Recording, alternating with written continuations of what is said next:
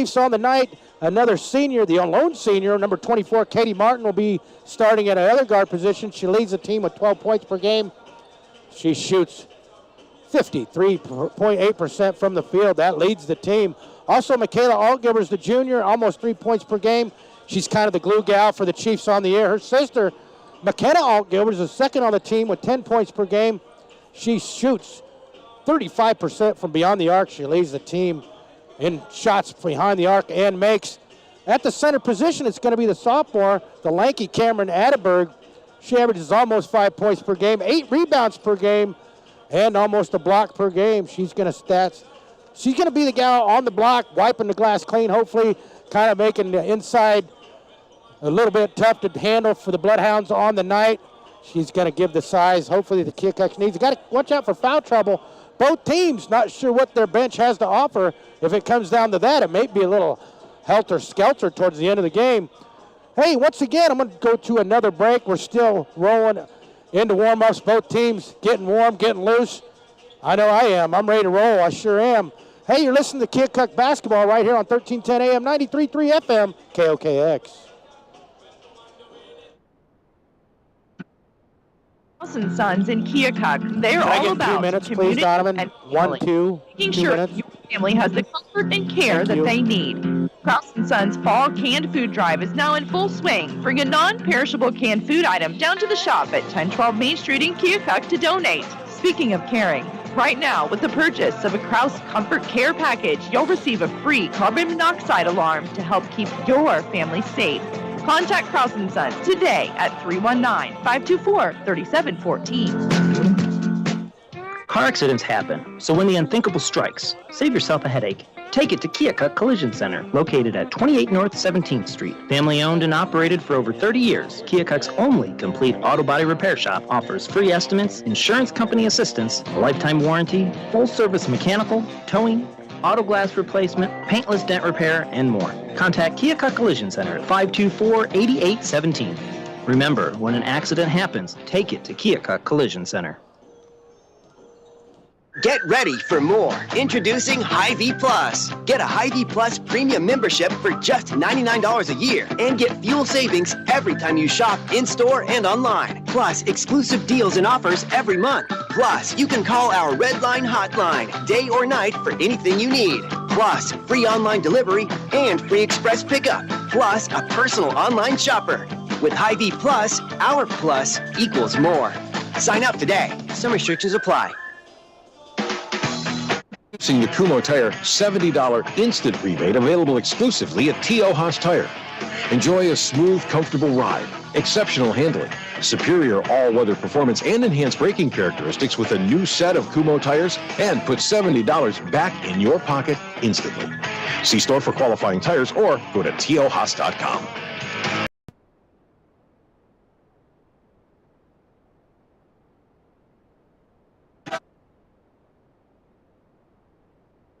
We're back right here at Wright Fieldhouse. That's right. I'm Sean Stewart. Gonna get ready to call all the action tonight. It's a girls and boys doubleheader.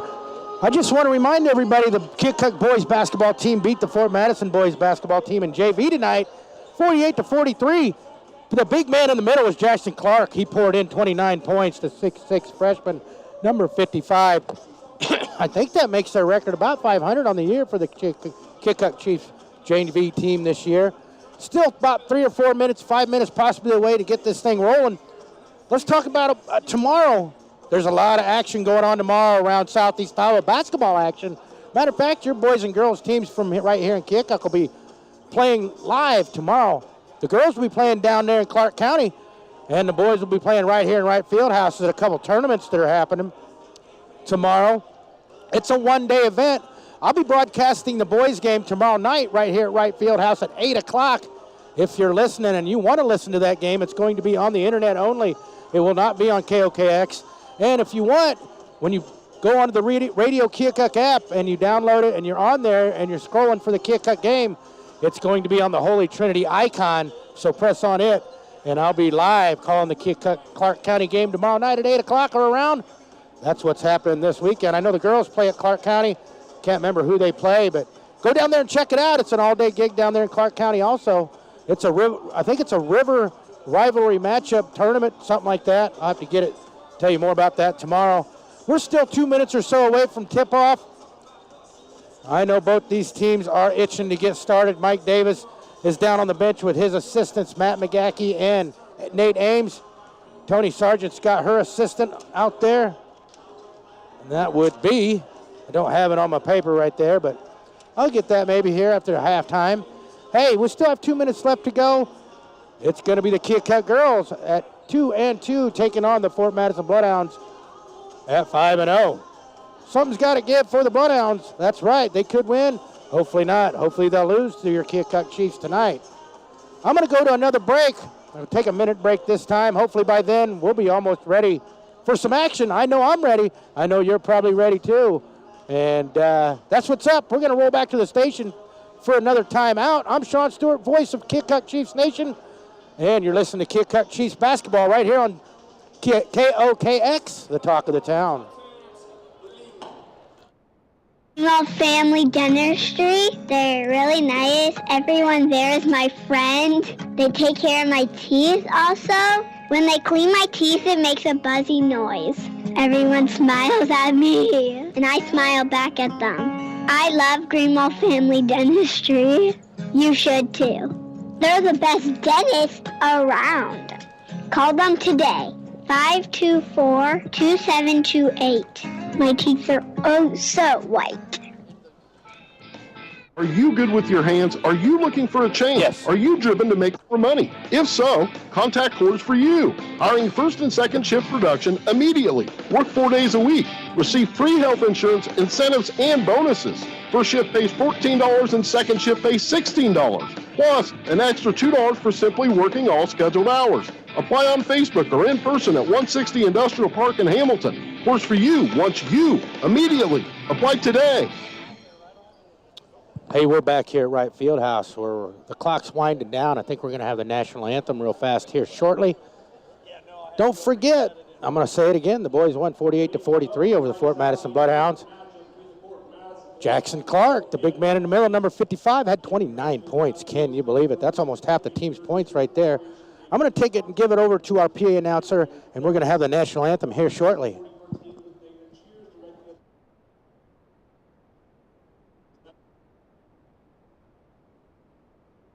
At this time, we ask you to stand and remove your caps.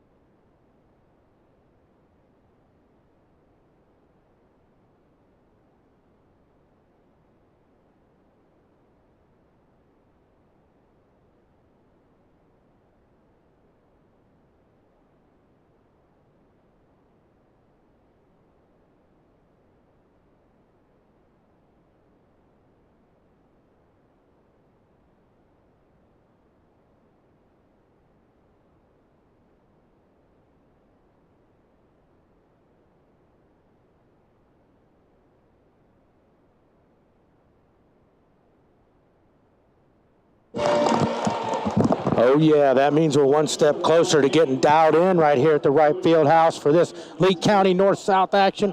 It's the Fort Madison Girls Bloodhounds team coming in here at Wright Fieldhouse. Is going to take on your Keokuk Girls basketball team. Both coaches have their teams ready. We're going to have the starting lineups. And the first off for the Bloodhounds, it's going to be number 0, Asia Jenkins, followed by number 11, the senior Molly Knipe. That'll be followed by the junior, number 12, Taylor Johnson. Don't forget about the junior, number 15, Ireland Sargent. She's the ball magnet for the Bloodhounds. Watch out for her. And the catalyst for the Bloodhounds tonight and every night will be the senior, number 21, Camille Cruzy. That's your starting lineups for the Fort Madison Bloodhounds. The starting lineups for your Keokuk Chiefs will be number 12, Michaela Altgilmer. She's the glue that holds the Chiefs together. on the season. Number 14, the freshman, Kendra Boatman. She's going to handle the rock, set the pace for the Chiefs all night long. Number 20, Ireland Say's getting the starting nod, right? She's going to be a defensive glue girl also for the Chiefs. She needs to hit down some key buckets. Starting at another guard will be 24, the senior, the lone senior, Katie Martin. She leads the team in scoring with 12. And at the center position will be Cameron Adberg, number 32. She is the gal in the middle, about 6'1". She's going to be having to wipe the boards clean. Looks like McKenna Allgivers is either coming off the bench or will not play. I wonder what's up with her. Usually she starts. Maybe Coach Davis needs some scoring off the bench. Sometimes it's good to have another starter come off the bench if you're struggling with points from the bench players. Who knows what the deal is over there. I'm going to get it down tonight, though, as both teams are breaking huddle. We got the big purple K in the middle of the floor. It is the Fort Madison Bloodhounds coming in here at right field house, taking on your Keokuk girls Chiefs. And it's about to happen as the Chiefs are huddled up at the free throw line on the west side of the floor. Finally, they break huddle. The coaching staff, Mike Davis, Matt McGackey, and Nate Ames. The coach for the girls Bloodhounds is TJ Sargent. It looks like Taylor Johnson's going to jump up against Cameron Adberg, and the referees say we're ready. And here is the jump, and the tip is won by the Chiefs. Michaela Altgivers grabs it. She's going to hand it off to Katie Martin on the right wing. Out front to Michaela, over to Ireland. Ireland, baseline to Cameron Adberg. She drives to the junction, hands it off to Katie Martin. She's at the left block, out front to Kendra Boatman. She's going to put up a running 10-footer. It's nothing but air. Rebound, Ajay Jenkins. Jenkins is on the right side. She crosses the timeline.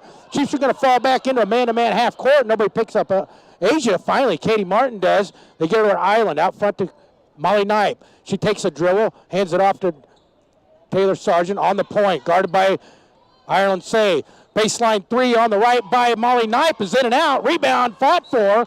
And it's going to be a clash between Ireland Sargent and Kendra Boatman. And it goes off of Ireland Sargent's hand, and it's going to be out of bounds to the Chiefs. Just getting started here in the first, no score. 7 minutes left, just getting started. And right now it's Kendra Boatman crosses the timeline. She looks at the defense by the Bloodhounds. Looks like they're in a 1-2-2 matchup zone here in the half court. Kendra takes a step inside the three-point line, shoots a 15-footer. No good. Rebound, Molly Knipe. Hands it off to Ireland Sargent. She's got Camille Cruz all the way down on the left side across the timeline. Guarded by Michaela Allgivers. High screen by Sargent. Cruz picks up her dribble on the point. Guarded by Boatman off to Ireland Sargent. Ireland on the left point. Now she dribbles it right to the middle of the point. Guarded by Michaela Allgivers.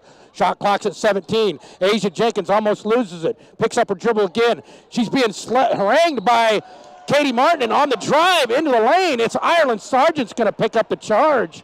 Ireland Say is going to pick up the charge, number 20, and that's going to be a turnover back to the Chiefs. Nice defensive possession right there by the Chiefs. Ends up with a great charge. Nice defensive hold there by Ireland Say. I'll get it figured out. Now Say has it, gives it to Martin on the right wing. Martin hands it off to Cameron Adberg. Cameron drives to the junction, hands it off to Kendra Boatman on the right side. Back to Cameron on the left junction to Michaela. Michaela, left wing three. It's good. Bang, bang, bang.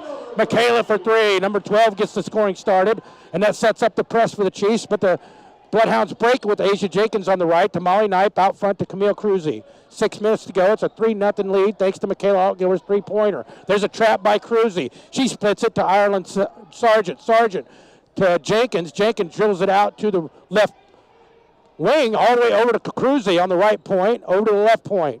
On the baseline is Ireland Sargent. She drives left baseline. Kicks over the right baseline is Molly Knipe with the 15-footer. No good. Rebound Say. Say grabs it from Taylor Johnson. She hands it up to Katie Martin all the way down to Michaela Altgivers. She kicks it baseline three for Cameron Adberg. It's short. Rebound Jenkins. 5:30 to go. It's still just a 3-0 lead. Fort Madison hasn't broken the scoring column yet. Say has it. That's Jenkins, guarded by Martin. It's a man-to-man half-court defense by the Chiefs. Sargent has it on the right. She's going to deal in the lane. Right block. Puts up a layup. No good. No foul. And the rebound is loose. It's on the floor. Picked up by Molly Knipe. She gives it to Camille Cruzy. Cruzy's going to drive right into the right block, and she's going to travel on the spin move. And that's going to be a turnover to the Chiefs, as the Fort Madison Bloodhounds haven't figured out the Keokuk defense yet with 5 minutes to go here in the first. It's a 3-0 Chiefs lead as Ireland Say checks out. McKenna Allgivers checks in. The Bloodhounds falling back to that 1-2-2 matchup zone, half-court style. Kendra Boatman crosses the timeline in the middle. Passes it left wing. Katie Martin out front to Cameron Atterberg. Over to Boatman. Down on the block is Michaela Altgillers. Out front, high-low. No, it's a kick over to Katie Martin. Baseline three from Boatman. No good. Rebound, Taylor Johnson clears it. She hands it off to Sargent. Sargent crosses the timeline over to Cruzy on the right. Cruzy picks up her dribble. She's trapped now. She's guarded tight by Altgillers. Now Sargent back to Cruzy on the point. Cruzy's going to drive into the free throw line, kick it off to Manipe. Back to Sargent. Sargent drives into the free throw line, puts up a 10-footer. It's no good. And she gets the rebound on her knees, finds Molly Knipe. Cruzy drives right block. No good. Picks up her dribble out to Molly Knipe. Knipe guarded by Boatman. 3 seconds on the shot clock. 1. Cruzy's not going to get it off, and that's going to be a shot clock violation. It's going to be the second turnover in a row for the Bloodhounds as the Chiefs take possession at the hash, right in front of their bench, still with a 3-0 lead thanks to Michaela Altgilber's 3. It's 3-0, 4 minutes to go here in the first. Offensive struggle right now here in the first quarter. Again, the matchup zone. They try to get it down low to Atterberg, but it's stolen by Taylor Johnson. Johnson denied to Sargent to Cruzy across the timeline on the right. Cruzy's going to hand it off to number 10, Myra Smith. Smith to Cruzy. She's going to launch a three-pointer from the right wing. No good. Rebound is brought down by Kendra Boatman. She's going to clear it all the way down to Michaela Altgillers, who's wide open. Puts it up and in with the left hand. It's Michaela Altgillers 5 and the Bloodhounds nothing with 3:30 to go here in the first. That sets up the trap for the Chiefs.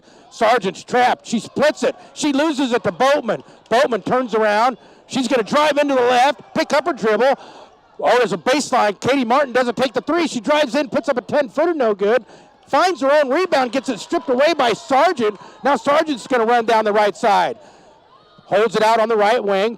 Kicks it out to Molly Knipe on the point. She hands it off to Cruzy. Knipe's trying to run a screen, nothing doing. Cruzy goes to the left wing. There's a high screen by Johnson. Cruzy goes left, and she splits defenders and puts up a layup and in. It's a 5-2 game as the Chiefs all the way down on the other end real fast. Katie Martin back out front to Boatman. On the right side, Boatman dribbles into the three-point line to Cameron Atterberg on the point. To McKenna Altgillers out front to Boatman. 2:30 to go. 5-2 Chiefs lead. Katie Martin out front to Michaela. Over on the wing is Boatman on the left side, trying to get it down low to Atterberg. McKenna to Katie. Down on the block is Michaela. Michaela almost loses it, throws it out front. Boatman gets it. Boatman drives into the paint from the left, almost loses it, kicks it out to McKenna. 3 seconds on the shot clock. Katie to Boatman, and it's going to be another shot clock violation with 2:17 to go. Both teams having a hard time adjusting to the shot clock as Molly Knipe checks out, number 35. Haley Menke checks in, freshman. Mara Smith takes the inbound from Camille Cruzy. Michaela Altgillers picks her up man-to-man. Otherwise, the Chiefs fall back into half-court man. Camille on the right side, looking for something. There's going to be a screen by Johnson. Camille, nice screen and roll to Taylor Johnson. Her shot is blocked from behind by McKenna Altgillers. She's going to bring it down to get it poked away. And there's a loose ball, a dive by Mara Smith to no avail. It's going to go over to the Chiefs on the loose ball as McKenna Altgillers got the rebound, had it poked away, and it kind of dribbled off into the Chiefs bench as Mara Smith couldn't track it down. 1:56 to go in the first. 3-point Chiefs lead, 5-2, as Kendra Boatman walks it across the timeline on the right side. She's going to flip it over to Michaela Altgillers on the left point. Altgillers looking to Katie Martin on the left baseline. Katie looking. Ireland saves back in to McKenna. Baseline, Michaela. She pump fakes. Puts up a 15-footer or nothing but air. Rebound. Nice job by Kendra Boatman to pick the rebound out. Give it to Michaela. Back to McKenna. To Ireland Say. She dives into the left block. Kick out to Katie Martin. She's going to drive into the paint. Put up a wild shot out of control, and it's going to be a tie-up. And that's going to give the ball back to the Bloodhounds. 5-2, 1:23 to go. As Ireland Say checks out, Cameron Atterberg checks back in. As the Bloodhounds get it in. Camille Cruzy, man-to-man still for the Chiefs. Michaela Altgillers is on Camille. She goes to the right wing. Trying to set up an offensive play on the Bloodhounds, it appears. Here comes Taylor Johnson, high screen, nothing doing. Ireland Sargent. She goes right into the lane from the left junction, misses the left-handed layup, and on the Rebound, it's going to be a tie-up by Katie Martin and Ireland Sargent. And it's going to be an inbound to the Chiefs on the alternate possession as Kendra Boatman checks out and Allie Ames checks in for the Chiefs. The Chiefs will inbound, almost a minute to go here in the first. 5-2, Chiefs lead. Michaela to Allie Ames on the left baseline. She kicks it all the way over to McKenna, but the ball is almost stripped by Mara Smith. She does get it. Now it's going to be 2-on-2. Mara Smith goes all the way up and in for the layup. Mara took it on her own right there off the steal in the hoop. Now the Chiefs have it on their end. Michaela to Katie. Katie on the right point. She's looking to Cameron. Cameron, I thought she was going to shoot it. Now she drives into the lane from the right side. Nice pass to Katie, but she couldn't handle it. And that's going to be the 4th or 5th turnover here in the first quarter by the Chiefs with the 5-4 Chiefs lead. As the Chiefs set up their defense, full court man-to-man press. Ireland Sargent takes the inbound, guarded by Allie Ames. She goes left across the timeline. Now she's at the junction, hands off to Mankey. She puts up a shot from 10 feet. And on the rebound, the shot is no good. And on the rebound, we got an over the back. I believe it's on Mara Smith. Her first, team second. Jenkins checks in for Smith.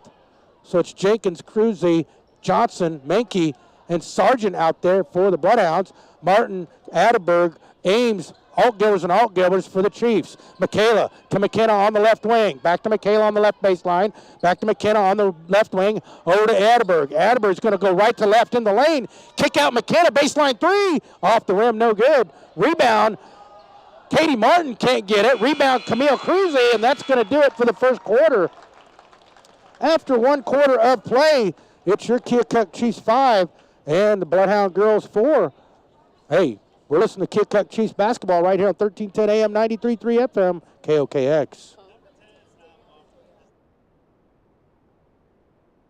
Throughout the decades, so many Cardinals have made their mark with unique nicknames on this organization. Appreciate and that. On Friday, July 3rd, celebrate a few of those players with a mystery alumni nickname jersey, courtesy of Maryvale University. That night, 30,000 fans, ages 16 and older, receive a mystery jersey featuring an alumni nickname. Fans won't know which player nickname they'll receive until they walk through the gates. For tickets or details, visit cardinals.com/promotions. Cardinals baseball, time to fly. On Sunday, August 1st, the Cardinals host the Twins, and that day is all about the kids. Kids ages 15 and younger entering with a ticket can celebrate Major League Baseball's Play Ball initiative and feel like the pros when they receive their very own Rawlings Kids Baseball Glove. That's Sunday, August 1st. The Cardinals, the Twins, and the Rawlings Kids Glove. Get your tickets today at cardinals.com/promotions. The St. Louis Cardinals, time to fly. All right, we're back at Wright Fieldhouse. The Bloodhounds are going to have it on the inbound to start this second quarter. It's a 5-4 Chiefs lead. And the fans let me know that number 10 is not Mara Smith. It's Deonna Davis. I'm sorry about that, listeners. I'll get it right from now on. Camille Cruz jacks up about a 19-footer right in front of the three-point line. No good. Rebound McKenna Altgivers. All the way down to Katie Martin on the right baseline. She's looking to get it down low. She does to Cameron on the right block. She makes a power move up and in. That's exactly what the doctor ordered for the Chiefs right there. That sets up the press. Deonna Davis has it. She's had it trapped now on the right side. Over to Jenkins. Jenkins, she's in the middle of the floor. Crosses the timeline. Guarded man-to-man by Katie Martin. Jenkins still on the right. Hands off to Davis. Davis might have traveled. No call. Now to Jenkins on the right wing. Jenkins dribbles it out to the right point. Spins. Nothing doing. Man-to-man defense by the Chiefs. Jenkins is going to drive all the way in. Split 2 Chiefs defenders and put it up and in. She's going to draw the harm and the foul and the hoop. She's going to go the line for the and one. Asia Jenkins. That makes it a 7-4 Chiefs lead. It's going to be 7-6 after that hoop. Chance for Jenkins to tie it up as Ireland Say checks out in. McKenna Altgivers checks out. Jenkins' shot is up and in around. No good. Rebound. Michaela Altgivers. She hands it off to Boatman. Boatman across the timeline on the right to Katie Martin. She's going to drive into the lane. Now she kicks out. Now it's Ireland Say. She's going to kick out to Boatman on the left point. Now back to Ireland Say. She's going to drive to the free throw line all the way over to Cameron Atterberg on the right baseline. She takes a few dribbles back to Ireland Say. Ireland makes a nice move into the paint right off the right block, puts it up off the glass and in. It's a 9-6 Chiefs lead. Sets up the press. Deonna Davis is over and back, and they're going to call her. Dayona was trapped right across the timeline. Unfortunately for the Bloodhounds, she took a step over across the timeline, and that's an over the back call. Another turnover by the Bloodhounds as Taylor Johnson checks in, and Dayona Davis will check out. 6:34 to go here in the second. It's a 3.9-6 Chiefs lead, north and south. Lee County, Iowa rivalry action right here at Wright Fieldhouse as Kendra Boatman scoots it over to Katie Martin. Katie's looking, drives left, over to Ireland Say. Ireland drives to the left block, kicks it out to Michaela. Michaela eyes a three, over to Katie Martin. Shot clock's at 20. She hands it off to Boatman. Boatman goes left. They're running the weave now, right to Say. Say to Martin. Martin into the paint. Hands off to Cameron Atterberg. A great no-look feed on the right block. Cameron puts it up and in. It's now a 5-point Chiefs lead. Sargent, she's going to almost lose it. She fires it to Camille Cruz, who finally crosses the timeline on the right. 5:50 to go. Nice pass to Molly Knipe. She takes a dribble. Her pass is stolen by Kendra Boatman. Kendra's got 2-on-2. She finds a wide open streak in Katie Martin for two.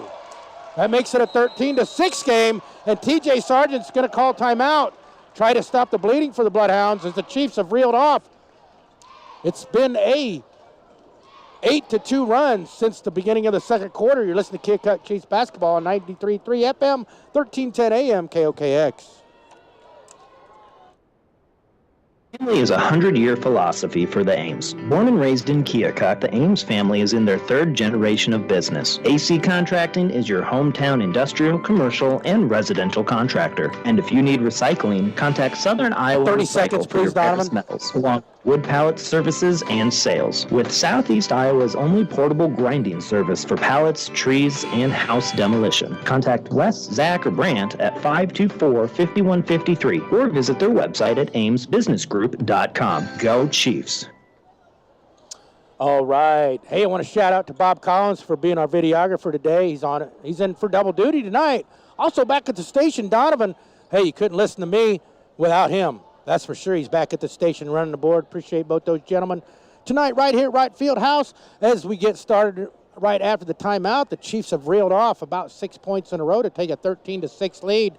It was 5-6 at the end of one, and it's been an 8-2 run about the last minute and a half to give the Chiefs this lead, thanks to a couple turnovers by the Bloodhounds and some great defense and some nice passing by the Chiefs. As we're waiting for the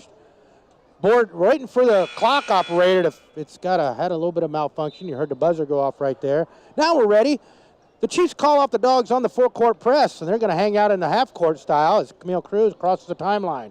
Looks like they were going to trap real fast. There's a nice offensive set by the Bloodhounds, and that leads to an Ireland Sargent deuce on the left side with a layup, and that means a 5-point Chiefs lead as Ireland Say has it to Cameron Atterberg. Right point three by Cameron off the glass, no good.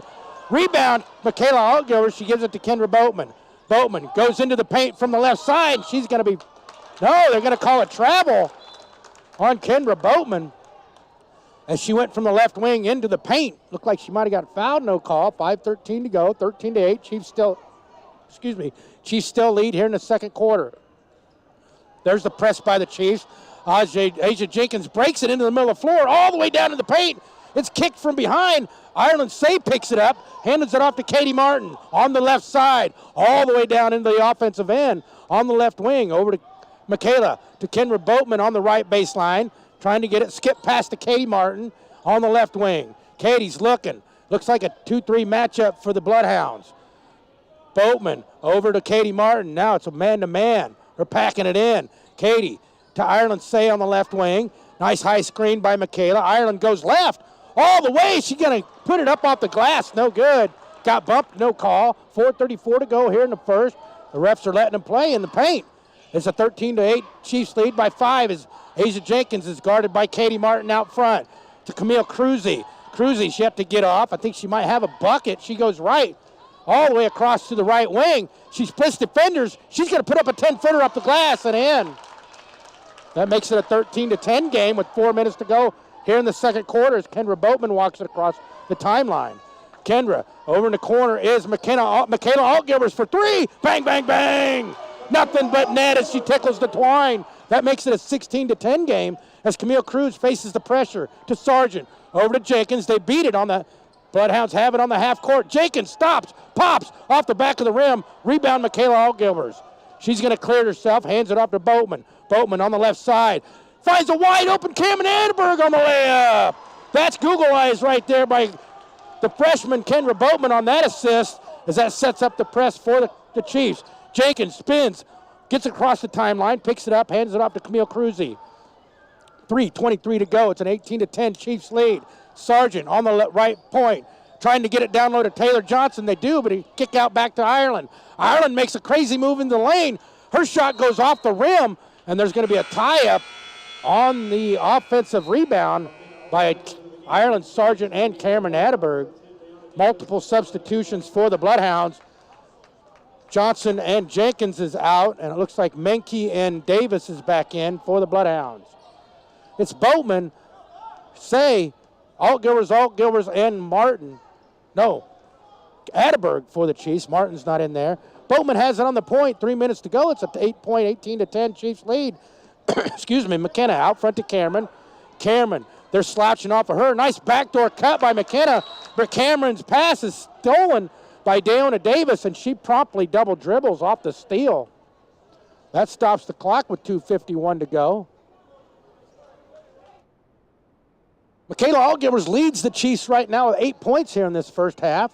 She's way already above her average on the year. Boatman, nice pass to Atterberg. She doesn't do nothing. Out front to Boatman again on the left point. Skip pass. McKenna, baseline Michaela to McKenna. Right wing three. Off the glass, no good. Rebound. It's going to go off of Michaela's hands to the Bloodhounds. 2:35 to go here in the second. 8-point lead for the Chiefs over the Bloodhounds right now. Deonna Davis takes the inbound pass, stolen by Boatman on the return pass.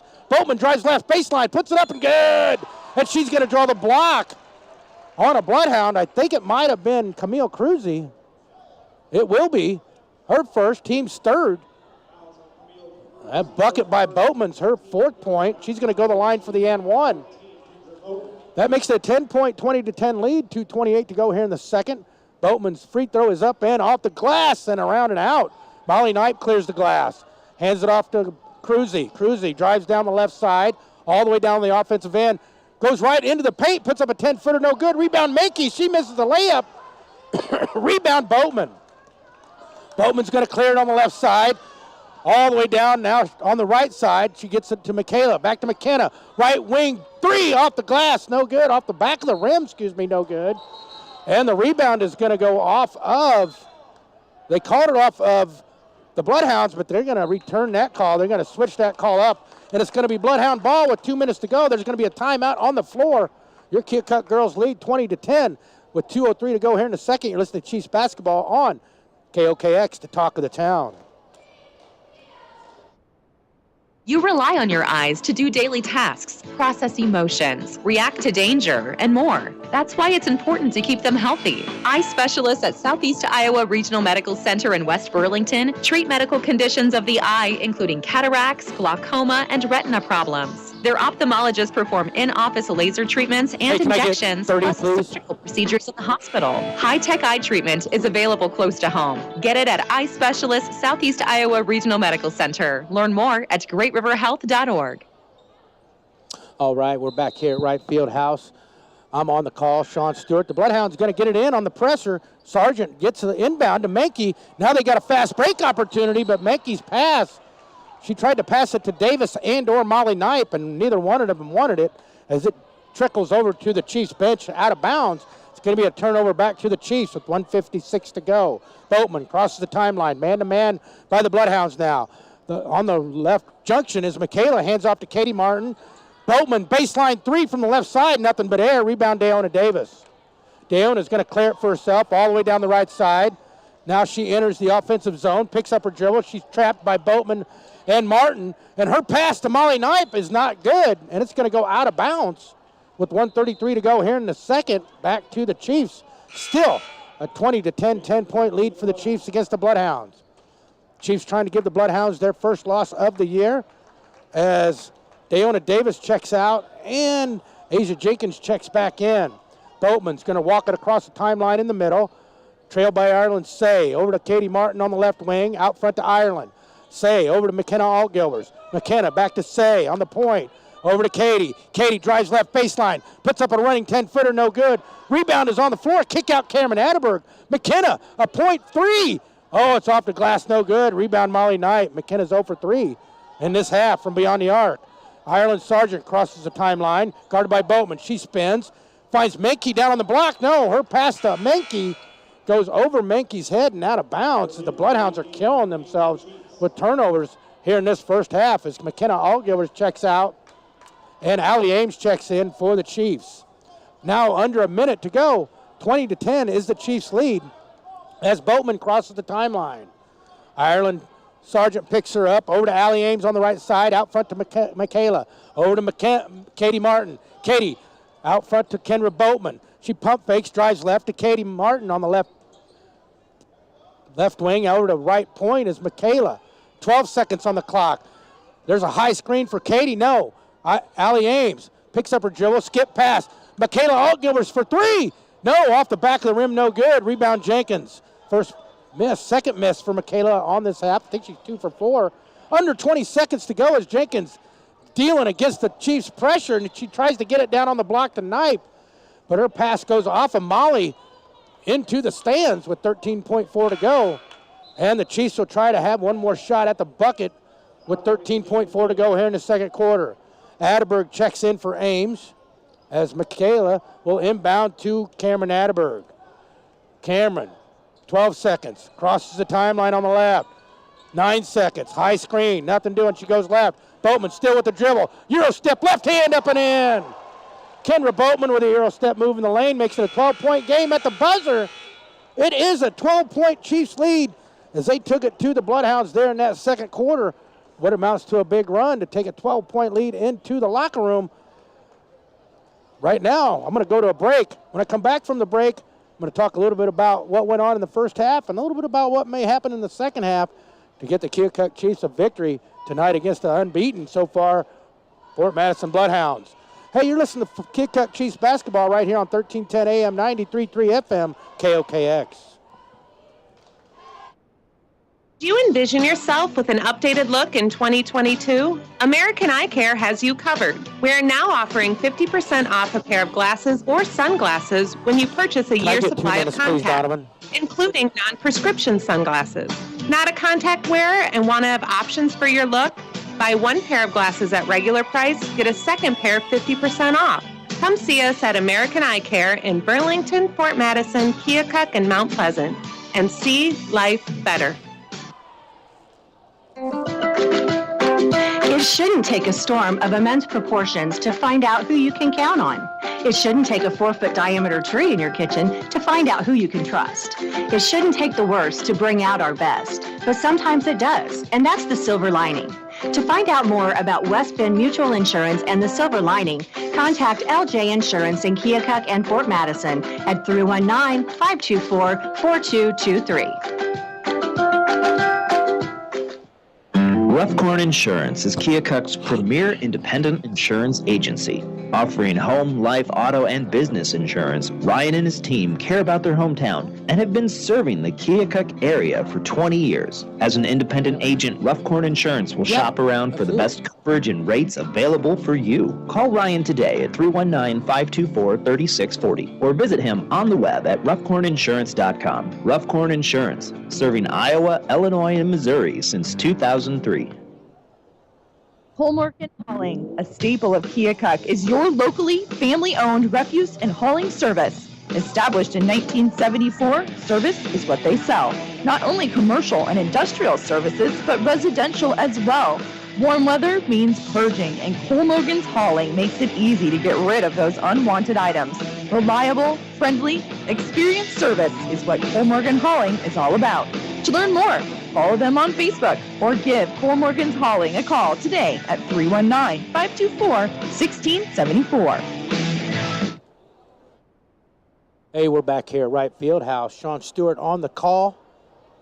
Hey, it's a good time right now for the Keokuk girls basketball team. They're up 12 here at intermission against the unbeaten so far Fort Madison Bloodhound basketball team coming into tonight. Let's talk a little bit about that first half. I'll tell you what, it was 5-4 after the first quarter. Not a lot of scoring going on in that first quarter. Both teams kind of feeling each other out. Finally, though, the Chiefs got on track offensively, and they outscored the Bloodhounds 18-5 in that second quarter to lead 22-10 here in this halftime of action. The scoring on the night, hey, Michaela Altgivers has 8 points on 2 3-pointers. She is already way above her average of 3 on the year. She leads the team so far. Number 14, Kendra Boatman, the freshman, has 6. Ireland Say has a deuce on the layup. Number 32, Cameron Atterberg has 4 points. Thanks to a couple nice passes from Katie Martin. And Katie Martin, the senior, has 2 points to lead a balanced scoring attack for the Bloodhounds on the night. Once again, Michaela Altgivers is a leading scorer. I don't think she's done that all year long, and they'll take it, that's for sure. Anything to break out of the drought in the first quarter. The Bloodhounds, on the other hand, they are led by their star, Camille Cruzy. She has only 4. She is off her pace of 18 on the season. They also have 2 from number 15, Ireland Sargent, and 2 from number 0, Asia Jenkins. And they got a couple more from somebody else. I can't remember who it was. Maybe it was Taylor Johnson, possibly. I think it was Deonna Davis. But anyway, not a lot of scoring for the Fort Madison Bloodhounds so far in that first half. Hey, that's what's going to happen, though, in the first half. First quarter was pretty ugly. Both teams, a couple shot clock violations apiece, lots of turnovers, not a lot of shots falling. But Michaela Altgivers, she had shots falling a couple times in that first quarter. And that's what she was basically all the offense in the first quarter. Finally, though, the Bloodhounds got their defense to make some returns for them on the offensive end, as Kendra Boatman opened up with 6 in that quarter. Also, Cameron Atterberg and Ireland Say pitched in with 6. The Keokuk Chiefs are going to have to keep doing more of the same in the second quarter. I think they're going to have to get that press to get the Bloodhounds guards getting to lose the ball, maybe get some turnovers, get some easy buckets off the transition. The Chiefs need to do more of that in the second half. And the Bloodhounds, I tell you what, they just need to calm down.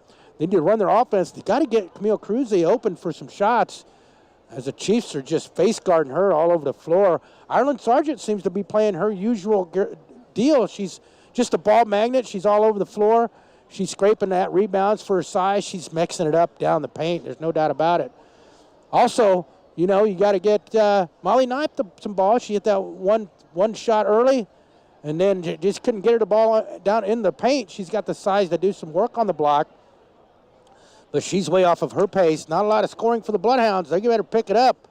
That's for sure. If they're going to reach their 53 points per game average on the year, the Keokuk Chiefs are only averaging 35 points per game, and heck, they're already halfway there for that. So it looks pretty bright going into the second half for the Chiefs, but they still got to play intense defense and keep Camille Cruzy at bay, because she can erupt at any time from beyond the arc. There's no doubt about it. I've seen her play for 4 straight years, and you just got to keep her in mind, that's for sure, if you're Coach Mike Davis and the Keokuk Chiefs. The Chiefs, they just got to keep working the ball down in the paint, getting good back cuts, nice screens on the perimeter, finding open shots. They'll fall.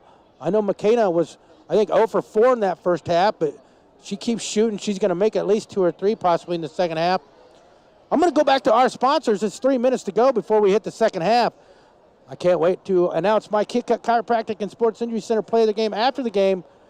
And then I can't wait to start the boys' action. It's just a nonstop thrill tonight here at Wright Fieldhouse. I'm Sean Stewart. I am with Bob Collins right here doing the videography. And also, don't forget about Donovan back at the station.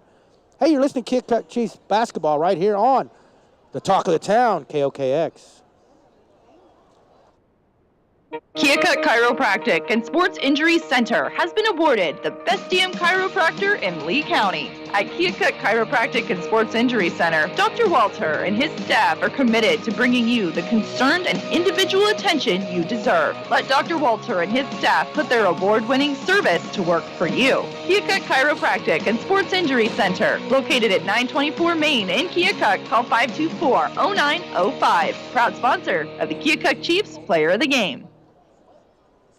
Don't be shy. Come talk with us about joining our family at River Hills Village. We're looking for compassionate RNs, LPNs, and CNAs. River Hills Village has new starting wages, shift differential, flexible scheduling, as well as tuition assistance, paid training, holiday pay, 401k plan, and paid time off. Apply online at riverhillsvillage.com. River Hills Village Retirement Community in Keokuk is an equal opportunity employer. River Hills Village, where neighbors are friends and life is carefree.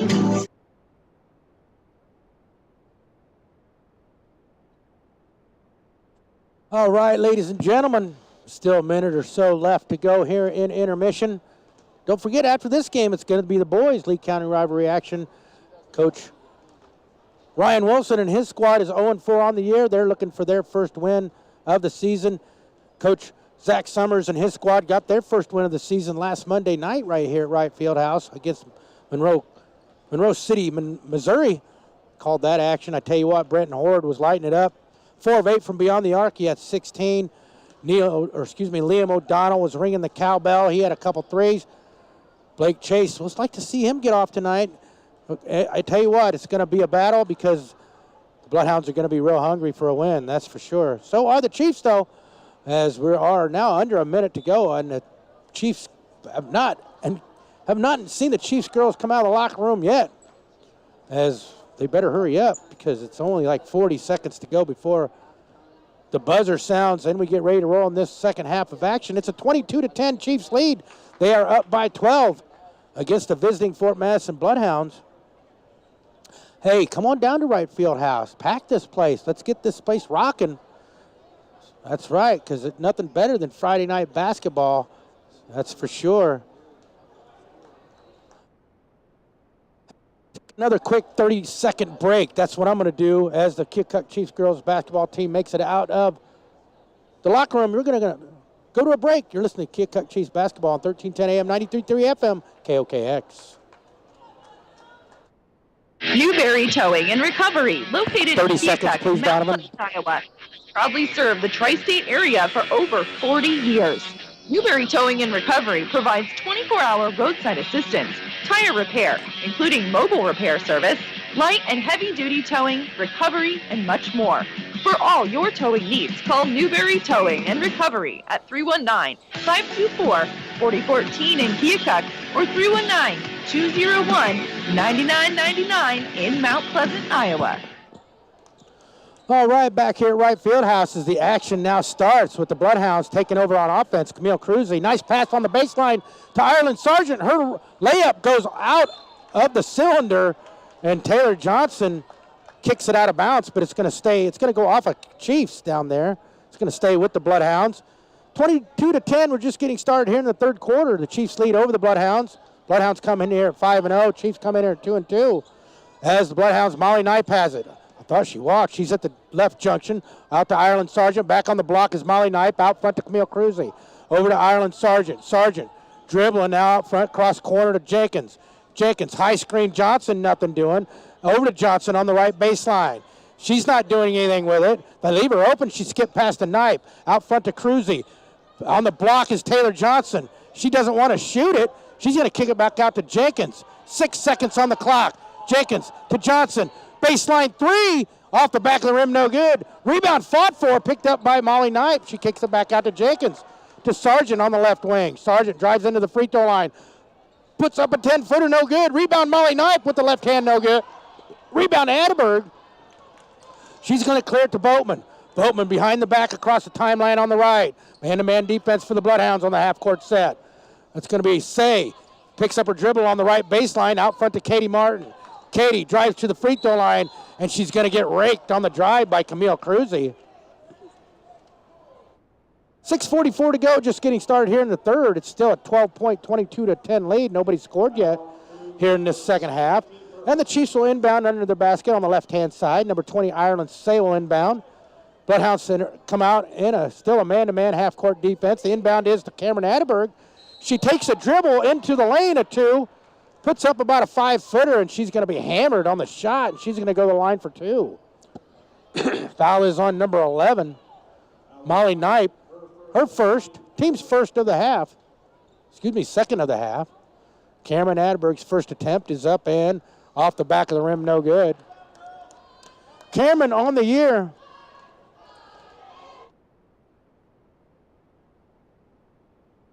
Only a 38.5% free throw shooter. Her second attempt is no good. Rebound, Molly Knight. Molly clears it to Camille Cruz. Cruzy on the right side. Goes all the way down the right side. All the way to the rim and in.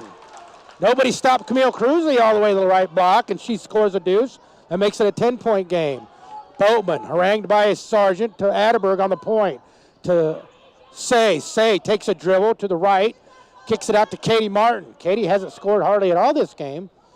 She's going to go right to the right junction. Put up a nice layup, but it doesn't go. Rebound kicks out to Kendra Boatman. Boatman's going to set up an offense. Now over to Ireland Say on the right. Ireland drives right baseline. Picks up her dribble out to Michaela. To Cameron. Cameron on the point. Diving in the lane is Katie Martin. She doesn't want a high screen for Boatman now. Boatman drives left. Kick out to Atterberg. She pump fakes, hands it to Boatman. Boatman drives into the paint from the right side.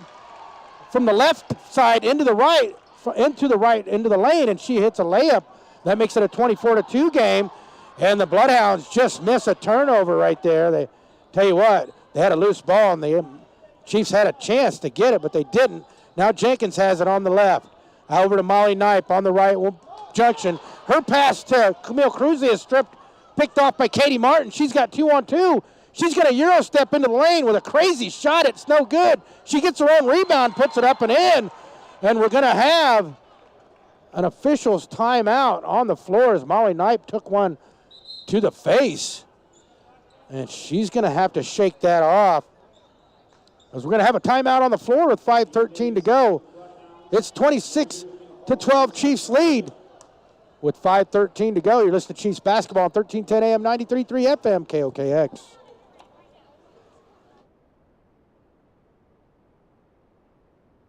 Keokuk South 18th Street is now officially the Road of Honor. Donovan, 1 minute. Still have a road to go to succeed in completing the rebuilding of this important path to the National Cemetery. Keokuk is honored to be home to Iowa's only national cemetery. More than 6,000 U.S. service men and women lie at rest in these dignified, beautiful grounds. The Road of Honor Committee is committed to making the path to their final resting place just as dignified. Contact the City of Keokuk to learn how you can help today. Oh, yeah. Hi, this is Abby Johnson with SIIS, your locally owned and operated independent insurance agency. We write with a variety of companies, including Grinnell Mutual, Safeco, Progressive, Mutual of Omaha, Humana, Aflac, and Protective Life, just to name a few. Give April, Brittany, or me a call at 319-837-6421, and we will find you the best rate we can for your home, auto, business, life, or health insurance needs. SIIS is licensed in Iowa, Illinois, and Missouri. All right, we're back in action. The Bloodhounds inbound. The press is on for the Chiefs, but the Bloodhounds break it. Asia Jenkins crosses the timeline on the right, picks up her dribble. Man-to-man defense by the Chiefs on the half-court style after falling back. Camille Cruzy on the right point has it, guarded by Michaela Altgilbers. There's a junction jumper on the right. Cruzy's off, and a rebound is fought for, picked out by Boatman. She's got 3-on-2 on the left side. She's going to keep her dribble down to the left side. Now she picks up her dribble, and she's going to be tied up, and on the tie-up, they're going to call a foul on Camille Cruzy. That's going to be the third team foul on the Bloodhounds in this second half. 4:46 to go here in the third as Ireland Say checks in for Michaela Altgilbers. That's going to be out of bounds underneath the basket on the right-hand side, thanks to the foul by Camille Cruzy. Her third. Ooh, that'd be a big loss for the Bloodhounds. Chiefs get it in to Boatman. She's going to take a point three and miss. Rebound Mankey. Mankey's going to clear it to Sargent, to Camille Cruzy on the right. Cruzy crosses the timeline with her dribble, still on the right wing. Still with her dribble. She's going to stop, pop, and miss a right wing three-pointer. Rebound again, Kendra Boatman. Boatman crosses the timeline on the left. Now she's going to find a wide open Cameron Atterberg on the left block, and Cameron spins and puts it up and in for two. That makes it a 28-12 game. There's a press by the Chiefs, almost a trap. The Bloodhounds break it. Jenkins tries to get Mankey on the right block, and there's a loose ball, and they're going to call a foul on the Chiefs on the loose ball. It looks like Dayona Davis hit the deck. And that's going to be on number 32, Cameron Atterberg. Her second, team's first. As Mankey checks out, And Molly Knipe checks back in. Bloodhounds inbound on the left side underneath their own basket. Jenkins looking to Camille Cruzy on the right baseline. She's still on the right baseline with her dribble. Now all the way out front goes Camille. Over to the left side is Jenkins. She's going to go into the baseline. Nice move up and in. Asia Jenkins with a nice move for two.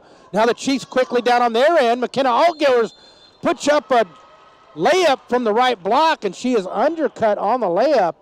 They're going to call a foul on the Bloodhounds with 3:49 to go here in the third. And that foul will be on Molly Knipe, her second, team's fourth. As McKenna will go to the line for two. McKenna's yet to get on the scoring board tonight. Let's see if she can do it right here. McKenna's first one is good. McKenna, the junior, shoots 75% from the free throw line on the year. She hits the first one to make it a 29-14 lead. Trying to make it a 16-point lead for the Chiefs with this bucket. Her free throw is up and good. That makes it a 30-14 game with 3:49 as Camille Cruzy takes the inbound pass, dribbles it all the way across the timeline, throws it over to Asia Jenkins on the right wing. She picks up her dribble, now out front to Camille Cruzy, all the way over to Ireland Sargent, over to Cruzy on the right. Cruzy, stop, pop from beyond the arc, good. Nothing but net for Cruzy. That gives her now,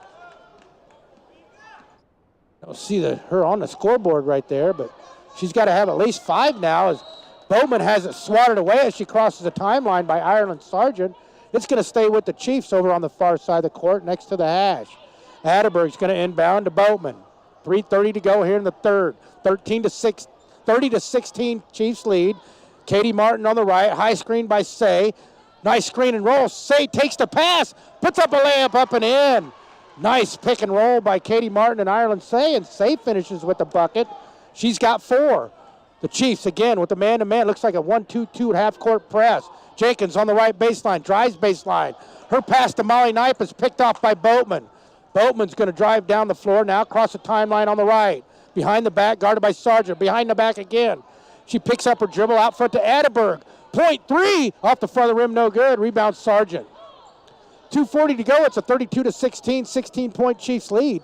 Here in the third, Sargent hands it off to Jenkins. Jenkins picks up her dribble, back to Sargent, and they're going to call a foul on a reach-in on McKenna Allgillers. That's going to be the second team foul on the Chiefs. That'll be an out of bounds for the Bloodhounds on the far side of the court. Taylor Johnson checks in for Molly Knipe, and Menke checks in for Deonna Davis. Looks like Cameron Atterberg is going to check out, and Michaela Allgivers is going to check in. They get it in, the Bloodhounds do, to Camille Cruzy, over to Sargent. Sargent tries to get it into Menke. Her pass is picked off by Michaela Allgivers. She finds McKenna. McKenna on the left side. She backs it out front to Katie Martin on the point. Katie dives into the lane. Kick out 3 for Bowman on the left baseline. Bang, bang, bang. That's a three-pointer by Kendra Boatman. That makes it a 35-16 advantage for the Chiefs as the Bloodhounds have it on their end. Camille Cruzy on the left wing. She finds a slashing Ireland Sargent. She puts up a left-handed layup, no good. Rebound Menke left-handed up and in. 35-18 now, Chiefs lead with 1:46 to go. Ireland Sargent's man-to-man against Boatman all the way down the court. Boatman gets across the timeline on the right. High screen from Sargent. She shakes it off, drives right. There's a block on her shot by Cruzy. And Taylor Johnson gets it to Cruzy, who finds Ireland Sargent all the way down. She loses it, saves it back to Cruzy. Her layup goes off the back of the rim, no good. Rebound McKenna Allgivers. She hands it off to Boatman. Boatman streaks down the left side of the lane with 1:19 to go. Over to Michaela. Michaela on the left baseline, out front to Boatman. Boatman checking out the defense by the Bloodhounds. Looks like a half-court man-to-man. Boatman out to the point. She's looking. Jenkins is guarding her. Over to Katie Martin on the left wing. There's a screen, nothing doing. Now Michaela has it. On the point, she goes right, spins left, back right, hands it off to Boatman. Boatman over on the left baseline is Martin for 3. Bang, bang, bang. Number 24, the senior, rings the bell. It's a 38-18 lead. It's a 20-point lead for the Chiefs with 45 seconds to go. Cruzy now has it on the right side. It's going to walk into a trap. No, fires it over to Sargent. Sargent on the baseline to Jenkins. Jenkins splits the trap, goes all the way in the lane, misses the layup off the back of the rim, and then a rebound is going to go off of Taylor Johnson's hands out of bounds with 31.5 to go. It's a 20-point, 38-18 Chiefs lead as Asia Jenkins checks out and Deanna Davis checks in. Chiefs get it in. Katie Martin will drive it across the timeline on the right, guarded by Camille Cruzy. Still guarded tight in the man-to-man to Allie Ames. There's a steal by Ireland Sargent. She's got 2-on-1. She's going to go all the way down the right side, and her layup is missed. But she is clobbered on the layup by Ireland Say, and Ireland Sargent will go the line for two. 18.8 to go here in the third. Chiefs lead by 20, 38-18, and Ireland Sargent will go the line. Ireland on the year, only a 42.9% free throw shooter on the year. And she misses the first one. No, she makes the first one. Let's see if she can make this second one. Ireland's second attempt is good. Makes it a 38-20, 18-point Chiefs lead. 18 seconds left. Katie Martin all the way down to Ireland Say on the right block. Kick out to Michaela, to Katie. 10 seconds. Katie drives the point. Kicks over to McKenna. McKenna out front to Katie. Katie drives into left junction. Loses it. Picked up by Allie Ames. McKenna Altgiver's three is blocked by Deanna Davis, and that's going to do it for the third quarter. After three, it's your Chiefs 38 and the Bloodhounds 21. You're listening to Keokuk Chiefs basketball right here on 1310 AM, 93.3 FM, KOKX. Louise Fuller. Since 1932, Critchell Animal Hospital has been on the cutting edge of animal care. From our in-house laboratory equipment and pharmacy to laser therapy and digital radiography, we have everything needed to take the best care of your pet. Visit us in Keokuk at 1912 Main Street or call us at 319-524-6835 and see why generations have trusted Critchell Animal Hospital with all their pets' needs.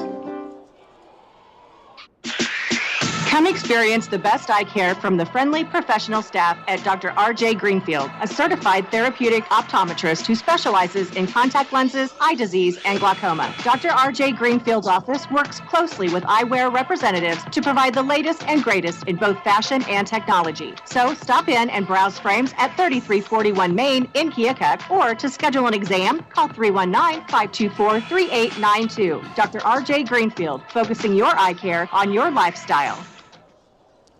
Hey, all right. That's right. We're back here at Wright Fieldhouse. Sean Stewart on the call all year long for the Keokuk Chiefs. I'm the voice of Chiefs Nation, and it is a 38-21 Chiefs lead as we get ready to start the fourth quarter. The Chiefs will inbound against a tough Fort Madison man-to-man defense. Let's see if the Fort Madison Bloodhounds can make a game of it here in this fourth quarter as Kendra Boatman drives all the way down the left side, kicked out to McKenna Altgilvers. She drives in to the right side on the baseline, goes into the paint, puts it up, and she's going to get hacked on the shot. She's going to go the line for two. Second time McKenna's been to the line this half. She's 2 for 2 on the night. Foul is on number 12.